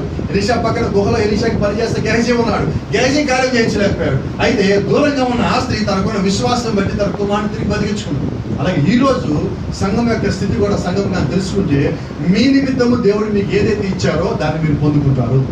మీ నుంచి దాన్ని ఎవరు దూరం చేయలేరు. కాబట్టి 7 ముద్రలు మనలోనే ఉన్నాయి. 7 ఉరుములు మనలోనే ఉన్నాయి. ఎందుకంటే ఈ రోజు దేవుని యొక్క స్వరం ఎక్కడ ఉందంటే అది మనలోనే ఉన్నది. ఆ తెరవబడిన పుస్తకం ఎక్కడంటే అది మనలోనే ఉన్నది. ఎందుకంటారా, ఆ తెరవబడిన పుస్తకాన్ని దేవుడు ఎవరికి ఇచ్చాడు? ఆ బలిష్ట దూత ఎవరికి ఇచ్చాడంటే ప్రకటన గ్రంథం 10వ అధ్యాయం చెప్తున్నది. అది ఆయన యోహానికి ఇచ్చి ఈ పుస్తకం నువ్వు తిను అన్నాడు. ఇప్పుడు యోహాను ఆ పుస్తకం తిన్నాడు అంటే ఆ పుస్తకం ఇప్పుడు ఎక్కడ ఉంది? యోహాను లోపల ఉన్నది. యోహాను ఎవరు? వధువై ఉన్నాడు. అంటే ఇప్పుడు ఆ పుస్తకం ఎక్కడ ఉన్నది? ఆ పుస్తకం ఎటువంటి పుస్తకము? తెరవబడిన పుస్తకము. ఏ పుస్తకం అది? 7 ముద్దులు 7 ఉరుముల పుస్తకము. మొదల పుస్తకము, ఉరుముల పుస్తకము ఎక్కడ ఉన్నది? ఇప్పుడు అది వధువులో ఉన్నది. కాబట్టి ఇప్పుడు ఆ వధువు ఎవరై ఉన్నారు? మనమా నేనా? మనమంటే అసలు మనాలు లేవు ఇక్కడ. ఎవరు? నేను. ఎవరైతే నేను నమ్ముతున్నారో వాళ్ళే ఉన్నారు. నేనని చెప్పుకోవడం కాదండి, అలాగే మనం జీవించవలసి కూడా ఉన్నారు. కాబట్టి ఈ రోజు ఉరుములు ఎక్కడ వినపడాలి? నాకు ఉరుములు ఎక్కడ ఉన్నాయి? వినపడాలి నాకు. ఎందుకు ఉరుములు అంటే ఉరుములాగే రావాలి స్వరం కూడా. ఆ ముద్రలు ఎక్కడ ఉన్నాయి? దేవుని యొక్క స్వరం ఎక్కడ ఉన్నది? ఆ యొక్క సూచనలు ఎక్కడ ఉన్నాయి? ఆ యొక్క అద్భుతములు ఎక్కడ ఉన్నాయి? ఆ యొక్క స్వస్థతలు ఎక్కడ ఉన్నది? ఆ యొక్క కృప కూడా మనతో పాటే మనలోనే జీవిస్తున్నది. ఎందుకంటే మనల్ని ప్రేమించిన దేవుడు ఆయన తన కలిగి ఉండే గుణ లక్ష్యములు మొత్తము మనలోనే కుమ్మరించున్నాడు. ఈ రోజు ఆ లక్ష్యములు మొత్తం మన లోపలే ఉన్నాయి. అయితే ఆ లక్ష్యముల కొరకు నువ్వు ప్రార్థించాలా, ఆ లక్ష్యముల కొరకు నువ్వు జీవించాలా. అవి అప్పుడు నీ లోపల పనిచేస్తాయి. కాబట్టి గమనించండి, ఇప్పుడు ఈ వర్తమానం ఏంటి? ఈరోజు మన టైటిల్ ఏంటి? ముగింపుకు వచ్చాం. నా తల పోయిమే, మన తల పోల, మన తల తిరిగి వచ్చింది. మన తల ప్రభు యేసుక్రీస్తు. ఆయన మేఘముగా తిరిగి వచ్చున్నాడు. ఆయన శిరస్సుగా తిరిగి వచ్చున్నాడు. ఆయన శిరస్సు అయి ఉండగా నువ్వు శరీరమై ఉన్నావు. ఆయన కృప అయి ఉండగా కృపను పొందుకునేవాడుమై ఉన్నావు. ఆయన స్త్రీయుడై ఉంటే నువ్వు చంద్రుడై ఉన్నావు. ఆయన వరుడై ఉంటే నువ్వు వధువై ఉన్నావు. ఆయన భర్త అయితే నువ్వు భార్య అయి ఉన్నావు. ఆయన యేసు అయితే నువ్వు శ్రీమతి యేసు అయి ఉన్నావు. కాబట్టి ఈ రోజు యు హ్యావ్ ఎ నేమ్. ఈ రోజు నీకు ఒక పేరు ఉన్నది. ఏంటి ఆ పేరంటే యేసుక్రీస్తు కలిగిన పేరే నీ పేరు. చూడండి, ఇంటి పేరు యేసు, వంటి పేరు క్రీస్తు, మొత్తం కలిపితే యేసు క్రీస్తు. ఈ రోజు నీవు నేను కలిగి ఉన్నదే. సంఘముకు ఒక పేరు ఉన్నది, ఆ పేరు యేసుక్రీస్తు పేరే. శరీరానికి ఒక పేరు ఉన్నది, ఆ పేరు యేసుక్రీస్తు పేరే. శిరస్సుకు ఒక పేరు ఉన్నది, ఆ పేరు యేసుక్రీస్తు పేరే. అయితే ఒకప్పుడు మనకి తల లేదు, ఇప్పుడు నాకు ఒక తల ఉన్నది. ఆ తల నా తల కాదు, నాకు ఒక తల ఉన్నది. ఆ తల ప్రభు యేసుక్రీస్తు తల ఉన్నది. ఆ శిరస్సు ఆయన ఉన్నాడు. కాబట్టి ఈ రోజు వధువు ఇక మీద నా తల పోయింది అనదు. ఎందుకనదు? శిరస్సు వచ్చిందని తెలుసుకున్నాడు, నా తల పోయింది అన్నాడు. అవునా? ఈరోజు వచ్చిందా లేదా? ఎందుకు శిరస్సు సంతోషం కనపడలేదు కదా. బయట ప్రభావం తేడాగా ఉన్నది, వాతావరణం తేడాగా ఉన్నది. అయితే మీ యొక్క ప్రార్థన ద్వారా ఈ వాతావరణం మార్చేయచ్చు. దాని గురించి ఎక్కువసేపు ఆలోచించుకోండి. అది జ్ఞాపకం తెచ్చుకోండి. ఆ స్త్రీ ఎటువంటి విశ్వాసం కలిగి ఉందో కొన్నిసార్లు మనం అటువంటి విశ్వాసం కలిగి ఉంటాం. అసలు అన్నిసార్లు అంటా నేను, అంటే మానవునిగా మనకి అది సాధ్యం కాదు. వాళ్ళు గనురాలు కాబట్టి ఆమె స్థితిని పొందుకున్నది. నిజమైన ప్రార్థనా పనులు కూడా మనము కూడా ఆ రీతిగా అటువంటి సందర్భాల్లో ఉన్నప్పుడు దేవుడు అటువంటి కార్యములు చేస్తాడు. కాబట్టి ప్రతి ఒక్కరు జ్ఞాపకం తెచ్చుకోండి, విశ్వాసమే అన్నిటికన్నా అత్యంత గొప్ప ఆయుధం. ఆయుధాన్ని మీరు కలిగి ఉండండి. దేవుడు ఆమె దగ్గర రావాల్సి వచ్చింది, ప్రవక్త ఆమె దగ్గర రావాల్సి వచ్చింది. ఆమె ఇంట్లోనే ఆమె కుమారుని పెట్టుకొని ప్రవక్తని ఇంటికి తీసుకుని పోయి, మరి అటువంటి శక్తి ప్రభావం ఈ రోజు దేవుడు మీ లోపల, అంటే మనందరి లోపల పెట్టున్నాడు. అవసరం వచ్చినప్పుడు దాన్ని మీరు బయటికి తీయండి, ప్రార్థన ద్వారా దాన్ని బయటికి తీయండి. అది మీ లోపల ఉండాలి అంటే మీ యొక్క జీవితాన్ని, మీ యొక్క సాక్ష్యాన్ని చక్కగా ఉంచుకోండి. కాబట్టి ఈ రోజు నా తల పోయిన అని వధువు అన్నది. నా తల నాకు తిరిగి వచ్చింది. ఒకప్పుడు పోయింది, ఇప్పుడు నాకు తిరిగి వచ్చింది. ఒకప్పుడు నేను గుట్టోడిని, ఇప్పుడు నేను గుట్టోడిని కాదు. ఇప్పుడు నేను గుట్టోడిని కాదు, ఎందుకంటే నా కన్నులు వాక్యము ద్వారా తెరవబడ్డాయి. కాబట్టి నో మోర్ బ్లైండ్నెస్. నీకు గుడ్డితనం అన్నది లేనే లేదు. ఇప్పుడు నా కళ్ళు తెరబడి ఉన్నాయి. వాక్యం తెలిసింది, వర్తమానం తెలిసింది, యేసు తెలిసాడు, నా జీవితం తెలిసింది, ఆయన ఎలాగ వస్తాడో తెలిసింది, ఎత్తుబాటు ఎప్పుడుందో నాకు తెలిసింది. కాబట్టి ఇవన్నీ జరగబోతున్నాయి నాకు తెలిసినప్పుడు ఇక నేను ఎంత మాత్రము ఒంటరిని కాదు. ఇక ఎంత మాత్రం నా తల కాదు, ఆయన తల నా తల కాబోతున్నది. కాబట్టి అది గ్రహించి నా యొక్క జీవితంలో నేను ఇంకా ఆయనకి దగ్గరగా, ఇంకా సమీపంగా ఆయన వలె జీవించే సమయం ఆసన్నమైందని మన వాళ్ళ జీవితం. మనమందరూ వచ్చి పడదాం.